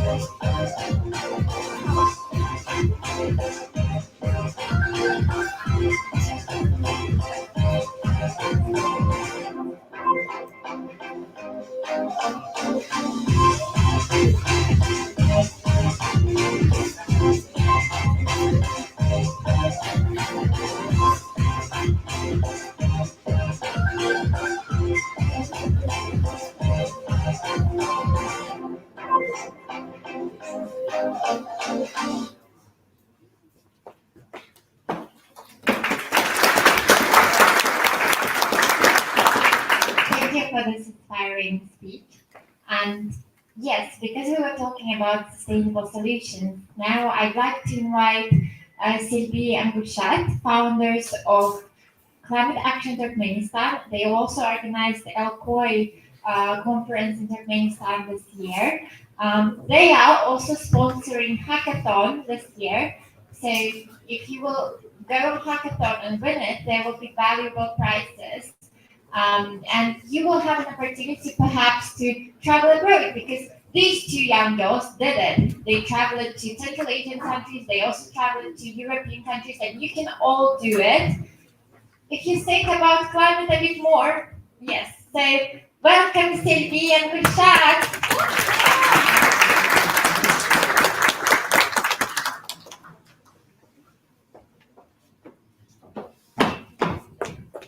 Всем привет, здравствуйте, я Гульшат. Это мой друг и партнер по всем вопросам Сергей. Мы сегодня хотели бы вам рассказать о нашей инициативе. Все началось из того, что мы думали, почему так много загрязнений, много мусора вокруг нас, и мы начали углубляться в эти вопросы и решили делиться тем, что мы сами узнали с молодыми ребятами, со школьниками и подростками. Next slide, please. Мы первый раз организовали в Туркменистане лагерь для молодежи. Это был в этом году, в апреле. Он прошел в американском центре, было 7 дней, 30 участников. И этот лагерь настолько всем понравился, что у нас был еще запрос повторить. Следующий слайд. Мы также каждый год организуем молодежные конференции по изменению климата в Туркменистане. Next slide. И с каждым годом эта конференция имеет все больше и больше объема. Следующий слайд. В этом году мы решили, почему все происходит в Ашгабаде, а ребята, такие же как вы, в регионах остаются без какой-либо информации. И мы решили поехать по Вилаятам. Мы были в Ташаузе в институте, сельского хозяйства. Там провели консультации, потом мы были в МАРы, Институте энергетики. Там тоже провели консультации с молодежью. Также в Туркменабаде. А потом завершили все это тут, в Ашхабаде, в Аршабиль-отеле. Наверное, многие из вас участвовали в этой конференции. Цель конференции заключается в том, чтобы собрать заявление молодежи, что хочет молодежь от лидеров, от правительства, чтобы они учли при принятии решений, связанных с изменением климата, окружающей среды. Все проходило в интерактивной форме, у нас были эксперты. Мы собрали все требования молодежи, написали документ и отправили наш документ, заявление молодежи Туркменистана, в Дубай. В Дубае прошел в этом году самая важная конференция, сначала молодежная, потом для правительств. И наше заявление там зачитали. В этом году у нас большой успех из Туркменистана. Поехали сразу 3 делегата представлять нашу молодежь. Следующий слайд. Лили и Марала зачитали наше предложение в Дубае, они участвовали в этой конференции. Следующий слайд. Вот. И также еще другая цель конференции – это создать дорожную карту. Дорожная карта – это тоже документ, план действий на год. Что будет молодежь делать в течение года, какие у него цели, что они хотят организовать. Следующий слайд. И также мы провели тренинги для молодежи по всем регионам. И мы повторили опять-таки лагерь в Ашхабаде, который прошел в октябре. Тут несколько фотографий. Теперь передаю слово Сильви.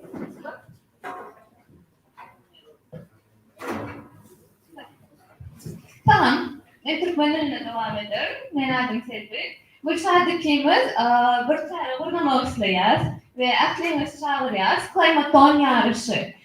Klimaton yarışının esası maksadı web sayfanı usulüyle size bir mesele veriyor. Sonra siz web sayfanı usulüyle çözüp bilmeli komandanız bilin. Klimatona katlaşma için 18-30 yaş aralıkta olmalı. Ve toporumuzda, komandamızda 3 adam olmalı. Şu 3 adamın içinde web development skill olmalı, UI UX, project management ve klimat planı baklayan adamlar katlaşıplar. Ve 20. dekabr içinde öz application'larınızı tavşırıplarsanız. Esası görüşmeklerle bu şartlarında delaytlara ayrılandık, trainingler geçirdik ve göründüğümüz kapada klimatın etkileyen sözünü düşünmeleri yani izinde neler var, neler etkileyen şu umuman doğru derecede suratı görüntülenoklar. Ve şu sebepten biz yanvar ayında tavşıranlar eğer detaylaydı. Köpçülüğün onda çıkıştıktan takdir nimet ya. Olumdur bu. 20. dekabr için application'ı tavşırandan sonra 25'inin yan çekimi için interview prosesi olacak. Interview prosesinin üstünden sonra sizi sayılavalından sonra yanvar ayında bizim traininglerimiz başlıyor. Trainingler esası klimatın hükmü boyunca Türkmenistan ve ilgili meseleleri yüze çıkan klimat sebepli ve hakikaten üstünlükle katlaşma için maslahatlar verilir. Ve Türkmenistan'da geçirilen projeler öğrenip 1 fevral ayının 10-11'inde hakikaten öğretini geçirir. Hemen de aktif katlaşmanıza çağırıyor. Eğer sorunuz var olsa Climate Action Team'e mail'e uğratabilirsiniz.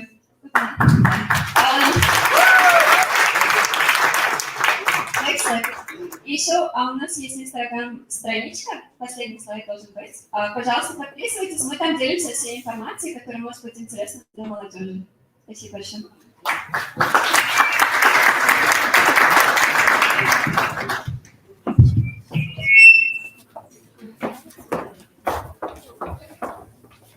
Thank you, girls. Yeah, if I wasn't deciding anything, I would definitely participate in that opportunity to do that. Anyway, our next speaker is Enadan. Yes, she was working for multi-million company in the UK as a web developer, and in the meantime, she was a mentor at the Technovation Girls Turkmenistan. So you can ask yourself, why was she doing so much? Because throughout her academic and professional journey, there were many occasions when she was the only girl on the conferences, on the IT events, because usually it's like a very male-dominated field, you know. So, in the Just Talk's gonna actually walk you through how you can start, whether you're a guy or a girl, it doesn't matter. She will be here to teach you how to start from zero. So basically, she will be your guiding light to the world of IT. Welcome, Elizabeth!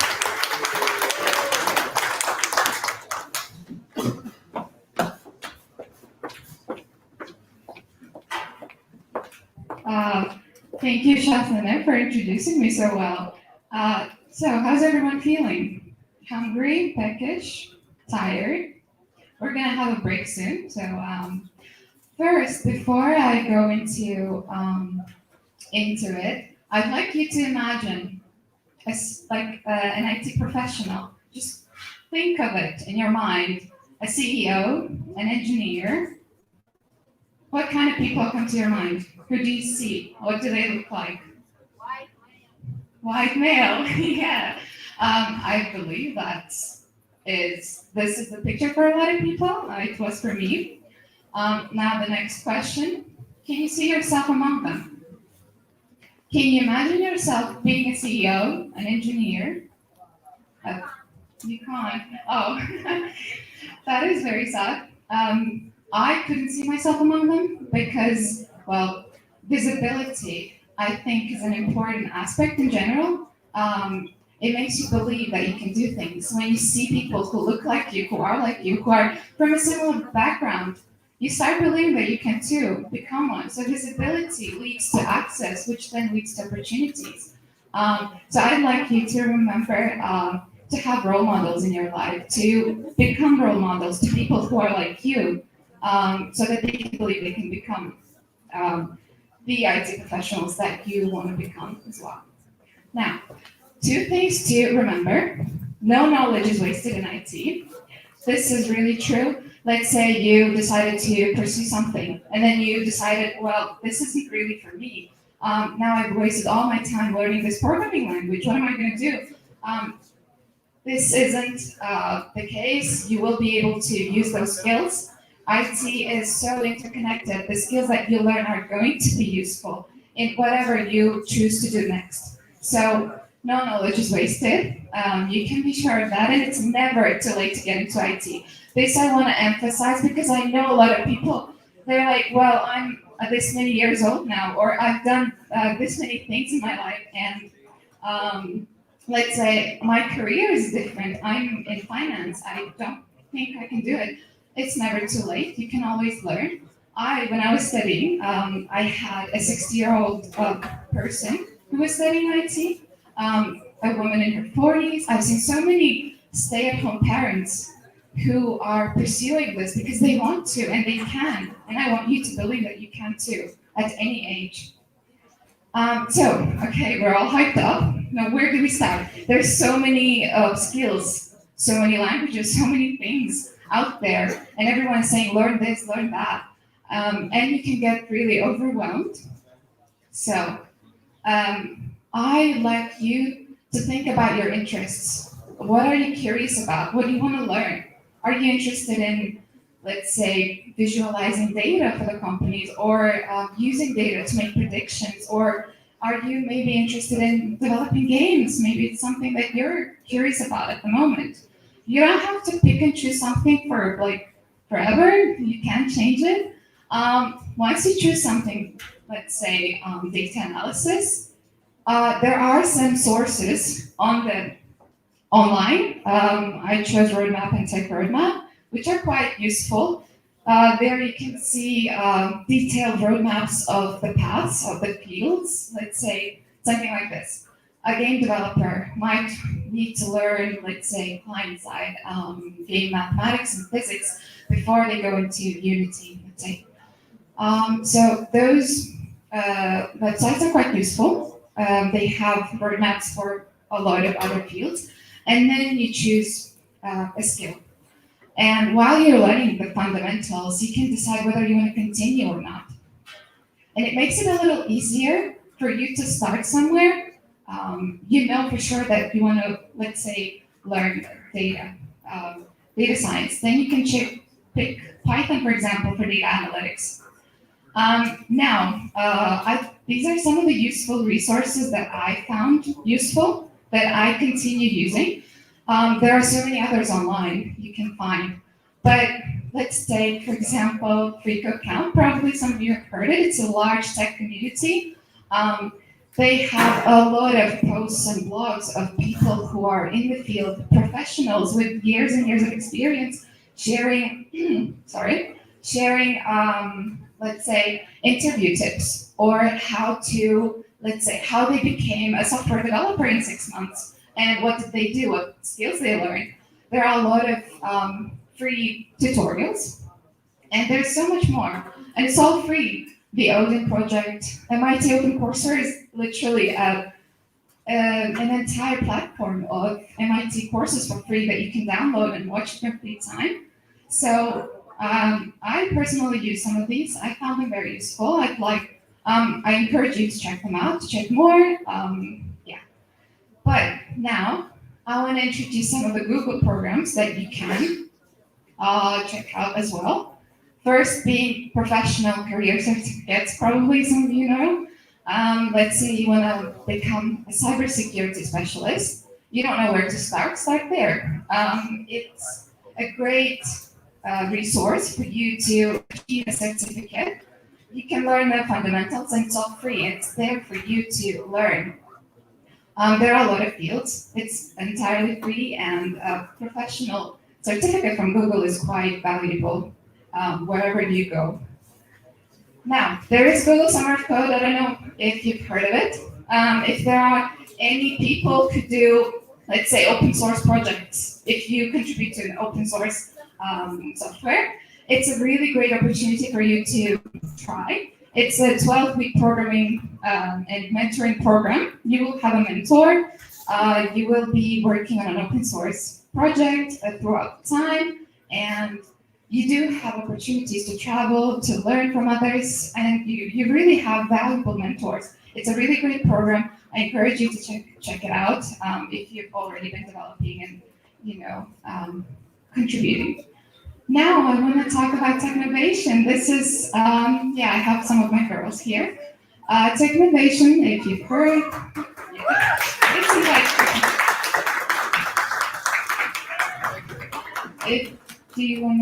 these are the beginner Technovation team. And last year they were beginner, now they're juniors. And last year they won, they were the finalists and they won. And with their project, if you want to say something. Greetings from Technovation Girls. This year we started a new season, and bring your girls and enjoy Technovation Girls with us. All the questions to our ambassador. Thank you. Приветствую вас, Technovation Girls. В этом году мы открываем новый сезон. Если хотите, присоединяйтесь. По всем вопросам к нашему амбассадору. Спасибо. Thank you, girls. Yeah, like big applause to the girls who won, and they've tried and they learned everything from scratch. These girls and so many others, they didn't know a lot about designing, about programming, about entrepreneurship or business analysis, but they learned with each other, with mentors. And this is such a great program. This is free. And we have a Turkmenistan chapter now, which has been going for 3 years now. It's an amazing opportunity. If you have girls, if you have sisters, daughters, friends, please invite them. We're recruiting girls at the moment. So do reach out to us on social media. As you can see, now we're growing in many other vilayats as well, not only Ashgabat. So if you have relatives in other vilayats, invite them. Encourage girls to become the future leaders, future programmers and engineers. Thank you, girls.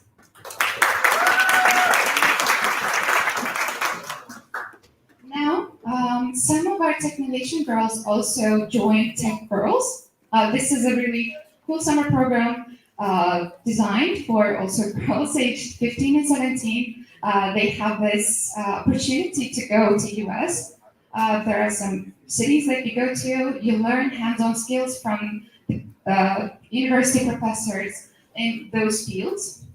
And yeah, this is another opportunity. It's an exchange program. If you're interested, if you think there will be some people interested in joining this exchange program, they have it every year.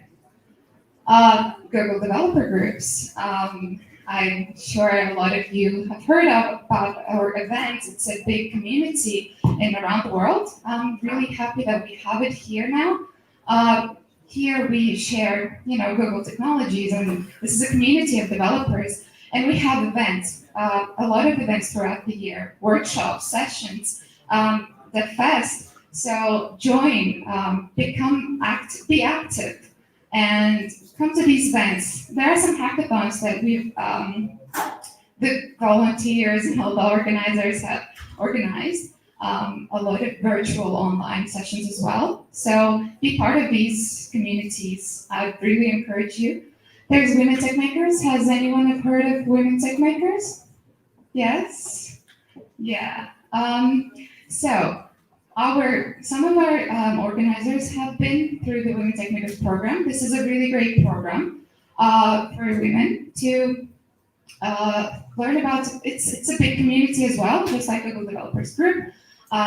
It is there to provide visibility to women. As I said earlier, how visibility is important for people at a young age to be able to see themselves in the roles. So Women Tech Makers, read about it, check it out, provides a lot of visibility to women in the field of tech and encourages a lot of them to come and join and learn together. These are from some of the events. It's not just for, of course, we do have men joining us working together. So my final message is just join, network, learn with each other, collaborate together, and just be part of the community. There are so many other people who are just like you at this exact point in life where they don't know what to do. And these communities really help when you're like there and learning. So join us, and I'm really happy that you're all here. This is a big step. Thank you. Now, since I am also a moderator, I would like to invite Robotic teknika varlıklarının bağımlı yardımcıların oğullarını, çağrılarını, kıyılarını, robotic teknika varlıklarının bağımlı at oylıklarını orçunun fikirçeyini kaçak, indiki gelecek speaker'ımız, haklıklarından bile değerli. Fikirçe katı şeyler var. Katıklayamam gerekli bir olur kataklarla. Speaker'ımın ödü, Ercel IT kompanyasının директоры, işleken Oğuz Robot Teknika Klubu'nun muallimi, biliyantını, tanıyantını, kopyalara gittiler, yarışlara katmıştılar, Singapur, Dubai, Şvitsarya gittiler. Yani şular yani, dağıtlara katmışlarlar da, akti huvvetlenir, cümle fikrimçe, çağırın, bırakak kulüp çağırmasıyla, yani farklı işleyin,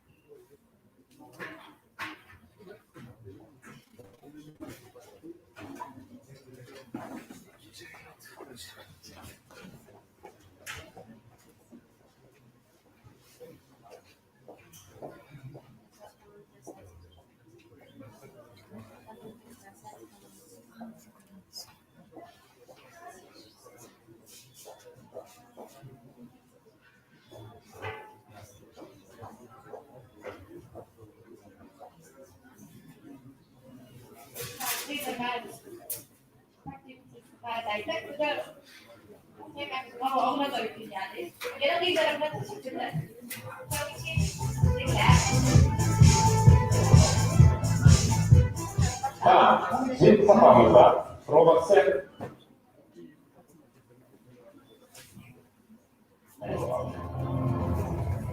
After the 2017 inaugural First Global Challenge, Team Turkmenistan went home and did the first ever robotics week in Turkmenistan. So talk about having people catch the bug. This team has only improved since, and we're looking forward to watching them compete over the next few years.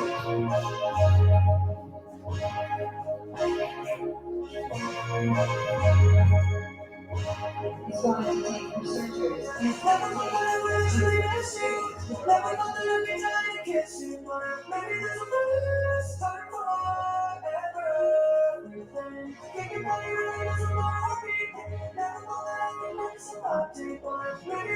One, go. Right now in the Red Regional Alliance, we have Papua New Guinea along with Turkmenistan and New Zealand.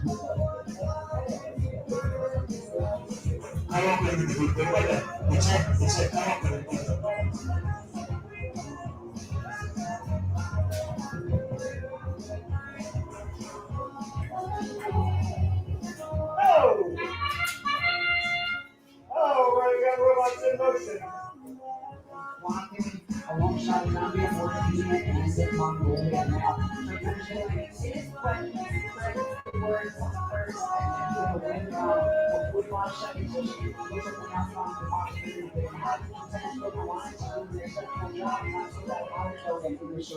Especially the last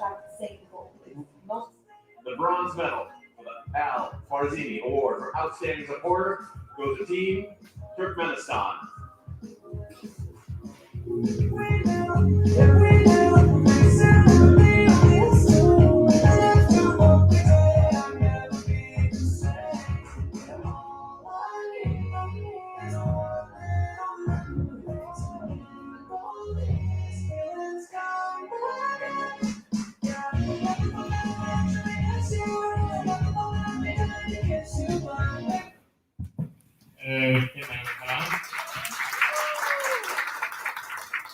Robot Robotlar Singapur devletinde geçirilen halkara robot olimpiyadasından robot olimpiyadasına katılışan robotumuz 3 tane yeni bayrak bilen yolunda dönüp geldik. New Technology Experience bayrağı, Al-Harazmi bayrağının bronz medalı ve sosyal medya bayrağına iyi olan robotumuz. Umuman biz o robot klubu barada bazı tanıtmak isteyen hiç işten var mı ya da hani bilen var mı o robot klubu var mı? Benim bilmeyenler için az bilgiler geçmek için o robot klubu 2017 yılında çağrıları robot teknika ve program yerlemeyi öğretmek için dördüler. Mektebin şehrinde dördülen bir komanda oturuyor. Maksadı yaşlara, çağrılara, yani mektep yaş çağrılarına robot teknikanı öğretmek ve mektepten başka Türkmenistan şehrinde robot teknikanı öğretmek ve yaratmak maksadıyla dördülen bir kulüp. Yine bir misafir başlarda Türkmenistan başında halkara olimpiyadalarda Türkmenistan'ın adını teşvik etmek maksadıyla dördüler. İkinci dördülen vakti yani robot teknikanı bağlanışırken Türkmenistan'ın malumatı yok. 4 tane iyi, 4 tane arıza ile başlayan kulübümüz. 4 tane adam ile başlayan yoldaşlar Verdim Yaltan, Katımlar Şatanov dağların milletlerden bildirisini geliyor. Mektebin şehrinde dördüler ve ikinci katlaşan 4 adam katlaşarlıkta 2020 yılında ilk arızaımıza yettik ve 2020'den son her şeyde 100 arıza ve takmiren 5 fuarlarında şu an aktif adayda çevrelere devam edeceğiz. Yine baştaki maksatlarından biri halkara beyazlaşıklarda katlaşmak ve yurdunu robot teknikayla tanıtmak maksadıyla konuluk ve ikinci katlaşan beyazlaşıklık 2017 yıl, 2018 yılında Meksika devletinin halkara robotik olimpiyadasında hani First Global Challenge halkara robotik olimpiyadasında katnaştık ve birinci hem halkara hem Türkmenistan içerisinde dördünün katnaşan yaşamının bir. İkinci gedek olmakla aramadan Meksika'ya gittik ve o tayda 150 devlet katnaşan, her devletten bir komanda ve o komandada bir 126. yerde olimpiyadan tamamladık. 126. devlet takımında olimpiyadan tamamladık ve 2019. yıl men şu tayda meni bildak geçirdim gelen işlemedik yani tayarlık gördük, gecenin yediğine işledik ve ondan sonra 2019. yılda yeni Edir Şor Olimpiyada yılda bir gerek geçiriliyor. 2019. yılda First Global Challenge 2019 Olimpiyadası Dubai şehrine geçiriliyor ve Dubai şehrine geçirilen Olimpiyadada yine geçen yıl komandamı katnaştı ve altın medalyle Hatay'da başarılıklı çıktılar.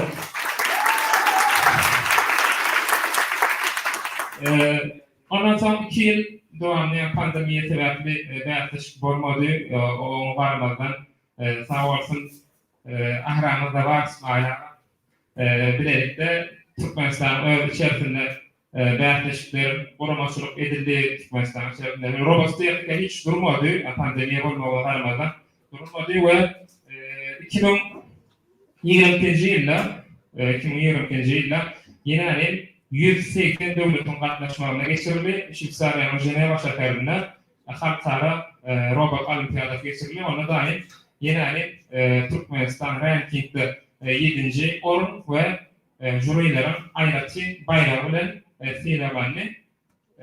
Şu tayda birler geçetim gelen kızlar var. Birinci ben halkara berteşiyorum. Şu tayda benim katnaşımı berteşiyorum. Mentor hakkında. Şu berteşikte şunları yaratmak yanındayım oldu. Berteşiğin şerti belli bir araç şertten çıkmalık. Yani belli bir isteyen robot tayarlamak için belirleyen materyaller var, lapşaslar var. Şundan pek kullanmak borana.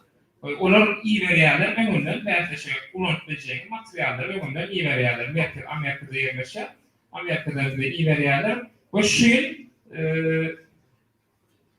belli bir problemler belli bir problemler pandemiyeden son birinci gerek olan son problemler sebeple bir komplekslemek bilmedi. Normalde 3 ay vakit verilir bir robot tayarlamak için 3 ay vakit verilir. Birinki gelmedi ve biz 4 gün önüne gittik berteşiğe. 4 gün önüne gittik ve şu tayda oluşturdu ve 2 gün içerisinde robotu şu ilden 3 ayda tayarlanan robotunu tayarlamamızı sordular. Ve biz 2 gün içerisinde yetiştirdik ve vardık ve o tayda dahil 180 devletin arasında 7. yer bilen yurdumuza dönüş geçti. Genius, Amerikan Birleşik Ştatları'nda Genius patlama olimpiyadası geçirildi. Yine şöyle 2022. yılda. Ona da biz robot teknika uğrağı bilen katnaştık. O tayda altın medalda Grand Prize yani baş bayrağı nasip olmayı başardık. Ondan sonra yine Antalya'da geçirilen Greenwich Olimpiyadası'nda yine bronz medal robot teknika uğrağı katnaştık. Sonradan yankı videoda da görüşmek üzere Singapur devletinde şu yıl Oktober ayında Singapur devletine katnaştık. Komandamız o taydan 3 tane yankı New Technology Experience bayrağı, Al-Harazmi bayrağının bronz medali ve sosyal medya bayrağı nasip olmayı başardık. Bu da geçen hafta Kolonyalılar Azerbaycan Saat 2023 Olimpiyadası'nda yeni bir komandamız o robot topluluğunun bir komandası katnaştık. O taydan Jazz Award yani jürilerin yapar bakası ak bayrağına nasip olmayı başardılar. Terlet'te geldiler ve yine bir nedenimiz var. Şu şu gurleşmenin bolturan wagtynda Kazakstan döwletinde halkara olimpiada geçirildi. O taýdanyn biziň döwletden agdamyz we Türkmenistandan jemi 20 bolay komanda gatnaşýar. O taýdan olardan bolsun arzu edýär. First Global Challenge söyletmek isteyen First Global Challenge yılda bir gerek geçirilýär we dünýäniň türlü döwletlerinde geçirilýär. Her ýagdaý bolmagyny her aýry maksadyda geçirmeli bolýar.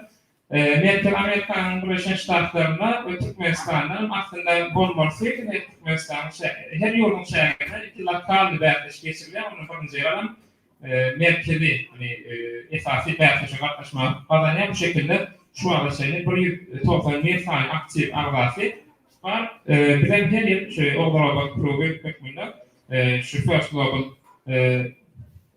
bäýatlaşygynyň şu an resmi argası bolýar. Ýene bir bäýatlaşyk First Stage Challenge bu aslında bir bildiriş şeklinde görüldüler. First Stage Challenge hiç Türkmenistan tarafından hiç gatnaşylmady. Bunu şu yıl ekip bolsa, eger robot aranada robot söýürler bar bolsa, robot bilen toplanýanlar bar bolsa, bu bäýatlaşyga gatnaşmagy şäher, şoňa bir planlarymyz bar.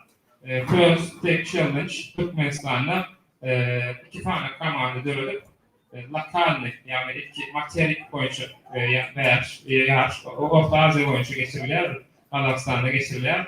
Fevral aýynda bu bu taýda netijeli çykyş edenleri Amerikan Birleşik Ştatlarına final tapmalyny çağırýar.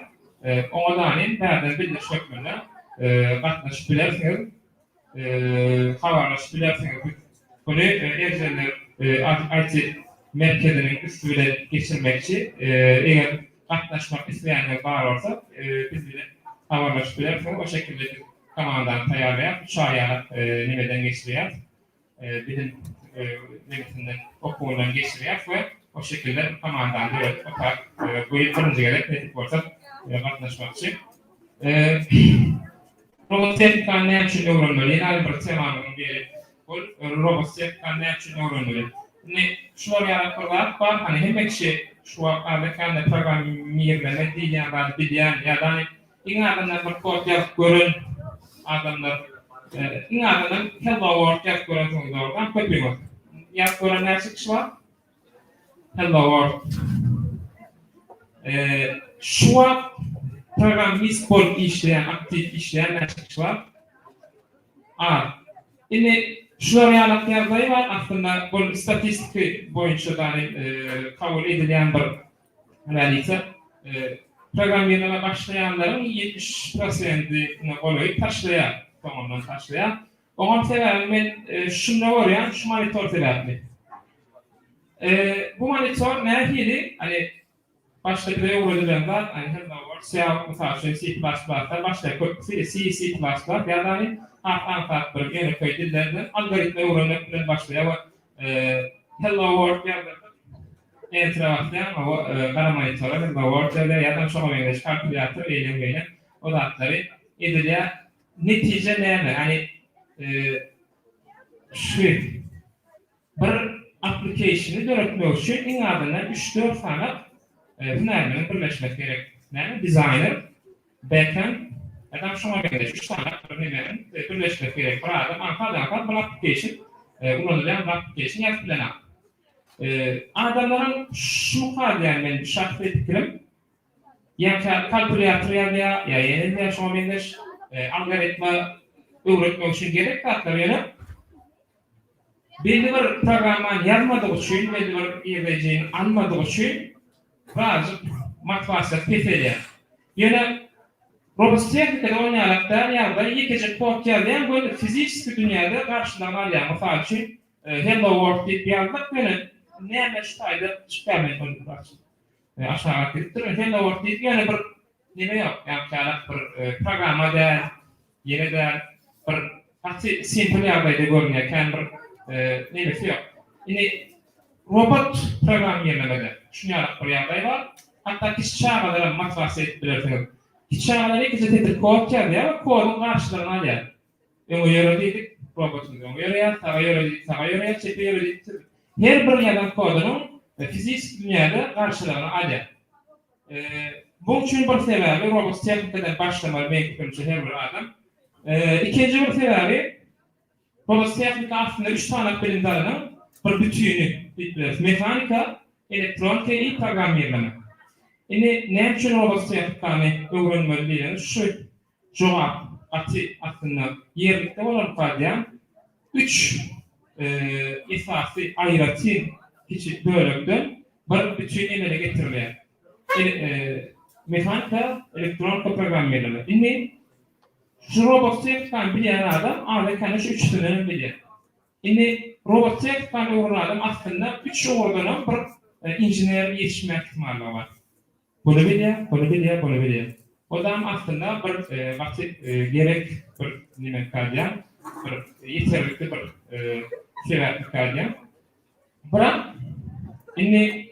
son devir o yürüyen itleri, robot itlerini ya da harbi adamlar, harbi uğurlarda ulanılayan robot etkilerleri görüntümüzü. Benim ama bir montaj röylerim. Aslında montajlarım var yani robotlar ya da adamlar yürüyen hareket ediyor. Adamlar ben arka yetkilerine tutup bile 2023 yılda geçirilen yani Singapur'a geçirilen bir seri var robotların seri. Şoları real yazayda görmek niyetleri vardı. Hakikaten robot teknika uğrundan vakti ötüştürü taraf var ya. Atkendatlar etmeli yani robotlar. Yani bizim günümüzde şu an yayramadığı yaş görmeye yani gelecekte şu değil mi? Şu anlarda bu hepsini robotlar yetişecek diye bir netice çıkarmak olarak verdim. Yani robot teknikan günümüzde ne demek mümkünler yani robotsuz ödeme getirmek mümkünler. Sonuçta o da bir sebeplerini yani robot teknikan öğreniminden sonra ilerleyen vakitlerde yani vaktin geçmeyi bilen robot teknika bolan istek talep artacağını görüyor.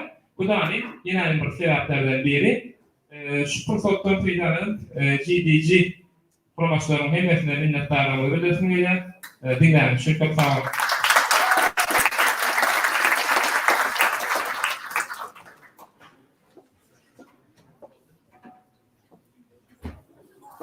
Oğlum Murat, edin kurumlarımız için mümkünce çok kişi robot teknolojisinden başladı. Do we have any Flutter developers in the house? Yes, how many? Oh, okay. Flutter'ın yanında var aramızda. Gelecek indiki çağıracak mihmanımız, our next speaker. He's the leading figure of the Flutter community in Ashgabat. He is a senior Flutter developer. You probably have heard of him. We've had him before in our events. Mümkünce gelecek ki speaker'ımın grubu dünya Flutter developerlarıyla eğitim başkaları da tutuklu olup Lıkmanyanlışı Flutter bilen olan barada. Let us welcome Merdan Durdayev.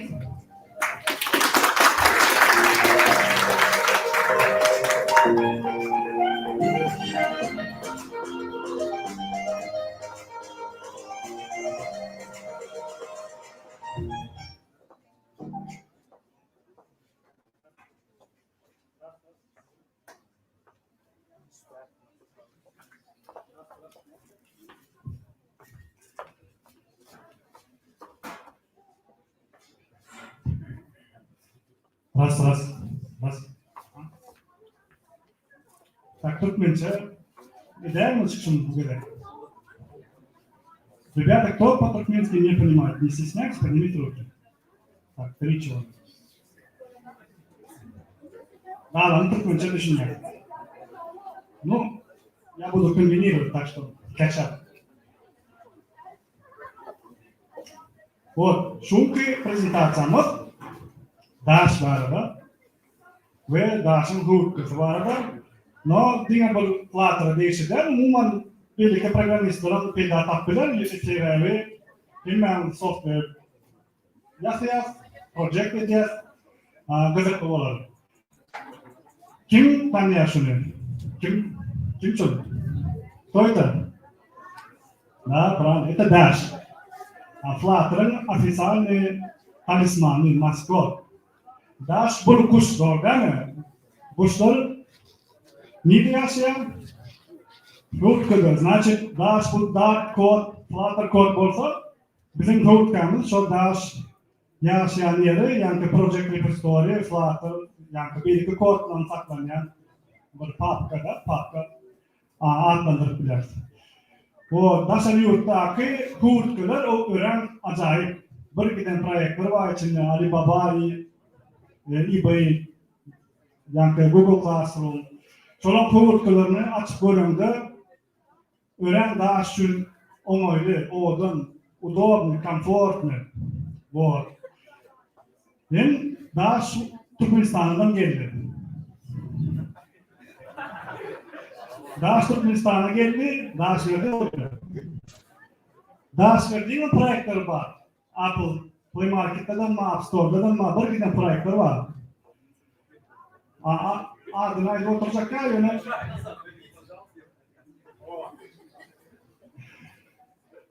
Men elime düşen projektlerken, yani şu primerde solar yarar projektlerde, solun hurtkalarını açık göründü. Bulaşık düşünürlerler. Dash'ın özü közün ya. Doğrudan çoğda yaşayan. Gelin onunla şu hurtka vardı, görünedir biraz. Arkitektura vardı. Bir kaça. $15 yakulakan temati falan.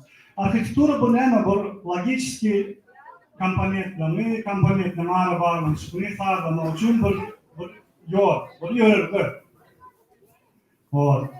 Clean deyip kim işte? Programist. Dallarım kim clean arkitektur deyip işte ya biliyor. Clean, o zaman clean arkitektur, clean architecture. Biliyor. Nimen sizde soru var. Şu clean'e min gel mi? Ha? Yok.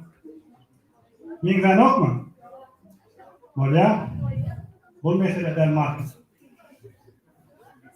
Asıl min gel mi clean'e? Dallarım kimin geldi? Ну, на самом деле, просто Google search ettim, Flutter clean arkitektura bir GitHub repo çıktı, sonradan aldım. Ama üçü diyelim tane adam da başka şunu malades deyip. Böyle, gelin, ben şu prezentasyonda обычная arkitektura, nasıl caylan arkitekturası ben kodun, yani software'ın arkitekturasını değiştirdim öyle. Sebebi kıyret şunu meydeş görüyorum. Çoğu zaten alıp görüyorlar. Gelin başta depremiyer için özümüzde bir cay yapardı. Daş verdi diyelim. Cayın ürün esası coğrafyacılığı ve funksiyası yani niyetlenişi ne mi? Ne? Niyetlenişi. Da. Dostlar. Resten konfor. Правильно? İkincisi ne olup bilir? Esası o. Bu funksionalist da. Nasıl bilmeli, pişirmeli, tam işini tökmemeli. Üçüncünün tam gigiyen divarı. Elimi yumalı. Bu gigiyen nasıl düşmeli? Doğru değil mi? Davay çalardan ondan tekrar, çalardan uğraları. Daşlarda özüne hurtka vuruyor. Birincisi, neydi de daha res, komfortmen fikirlemeyin. Alyada çep yukarıda burça kravat koyuyor. Malades. Aşağıda burça divan koyuyor, kitap okumak için. Bir de kitap hemen okuyarsa doğru değil mi? O bitti diye komfortun normaldir. Ne fonksiyonel tarafını, daha demin sağ yukarıda burça kuhnyanı, холодильнигini daha birleştireyim. Hem de orta stol oyunu nakal geçiriyor. Onun bitti. Benim personel giyemem. Alyada duşoy kapıyı koyar aşağı. Umuvane tuvalet var. Ve bitti. Şu joyda şu kodda ne problem var?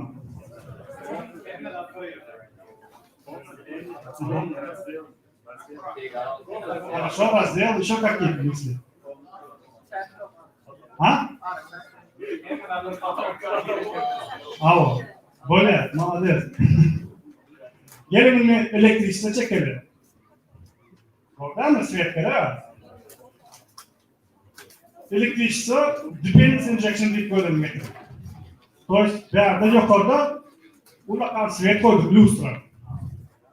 Gelin mi su çekelim. Ulakan sayak geçelim, turu olalım. Overstate management diyelim. Şimdi seyredin, bu şu hurtkada, şu uyda problemi ne var? Vallahi ya, ondan sonra ben mesela için girip yakacak olsam ben çıran yakmadı. İşte çıra ştarım geliyor, doğru değil mi? Kopyamız dependency injection ne doğru ya. Sonra ulunmayacak yerlerden yukarıdan inmesin, inşaat eden, inmesin, sokyan, alayan. Gerek olsa da şu yanıp duruyor şu süre. Şu çıkaylanıp duruyor. Sen işleri çekersen değil mi? Yakacak oynayan. Ya da diğeri Daşlarının dostu var. O yatır, sen kitap okuyacak. Ne? İkisini yap konuşmalı. Ya da şu ortalığın sayağını tuğdu öldü. Nerede sen yaşadın? Bakıdan sorular yola çıkıyor. Daşlarının kovutkası şeyler koyuyor.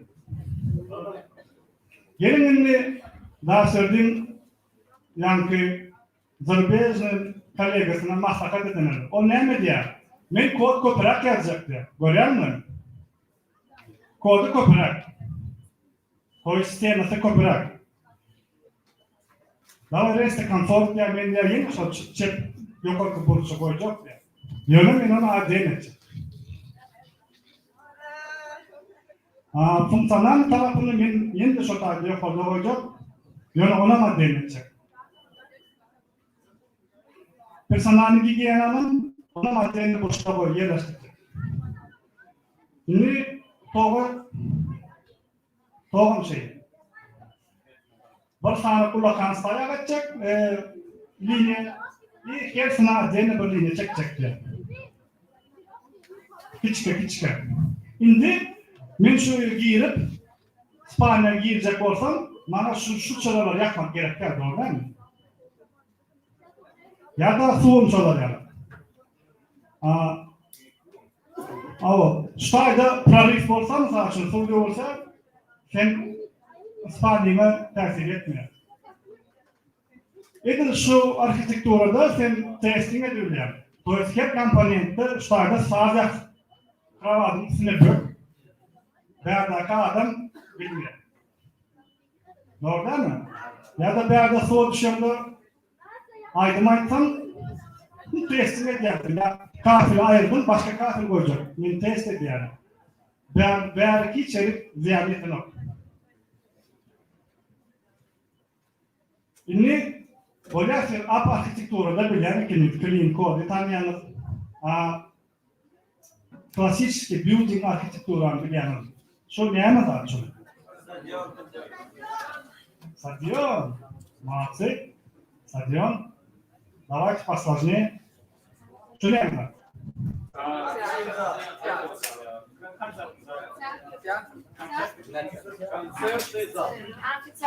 Хорошо. Ну, почти doğru bir de протестантский церковь yok. Yani sonunda konsept bağlayalım. Böyle şu ne anlatır?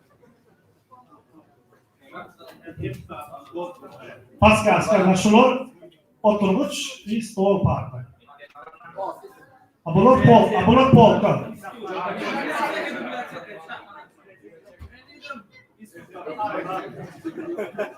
Молодец, библиотека. Alo. Şimdi şu clean diyen kodumuz var. Ne mi yönetilir? Aydın. Ne mi projection?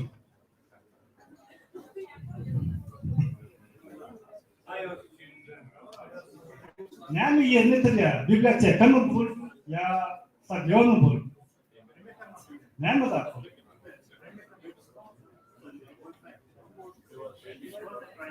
Просто проект.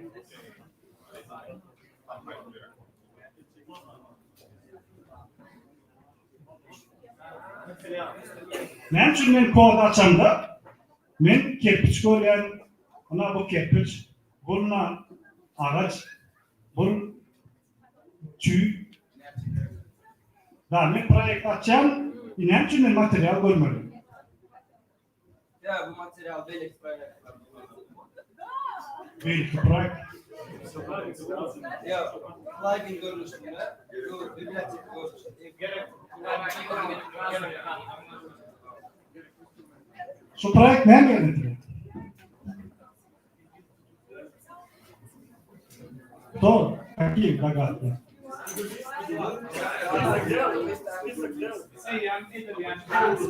Ага.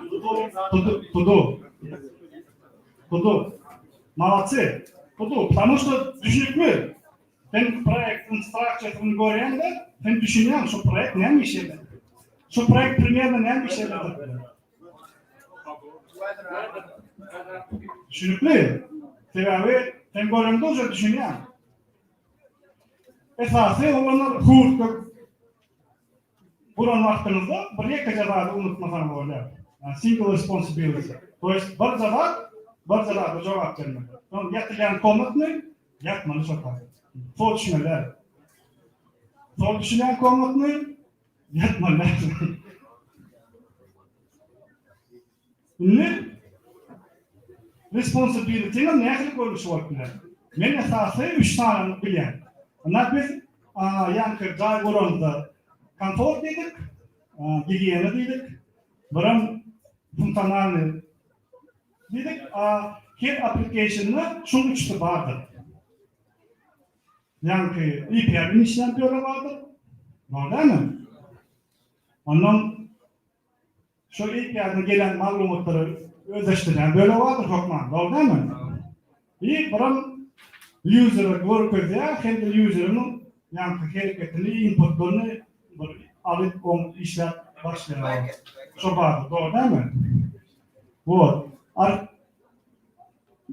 Arkitektura diyende o clean, bu clean değil, sen clean burada diyecek koyan. O zaten hayattan çıkar mı? Bu benim saklı fikrim. Arkitektura diyende bu how diye nokta what diye. Bu ayda ana şeylere open space olmalı. Yani ayda nokta şu tahta olmalı ya da materyal ya da ağaç olmalı. Orayda şu primyerini şu zavisini şurada olmalı. Bu papka beylerak ben bunun şeylere geçecek. Arkitektura diyende bu plan. Bu sen ne edeceğini içine girmeler, ne edeceğini o implementation değil. Ola değil mi? O çünkü şu prezentasyondan ne değerli просто ne arkitektura. Hazır men vaktim götürdü, yani уже ne diyen sonra men gazı çıkardı, mesela görüntülen yanlar bağlısa, уже ne bağlıda kurumu açar, abiyet vaktinde, veya açıkan götürdü, klas verilmesi zabil, sonra bağlısa, pожалуйста, veriyorum. Ağırım.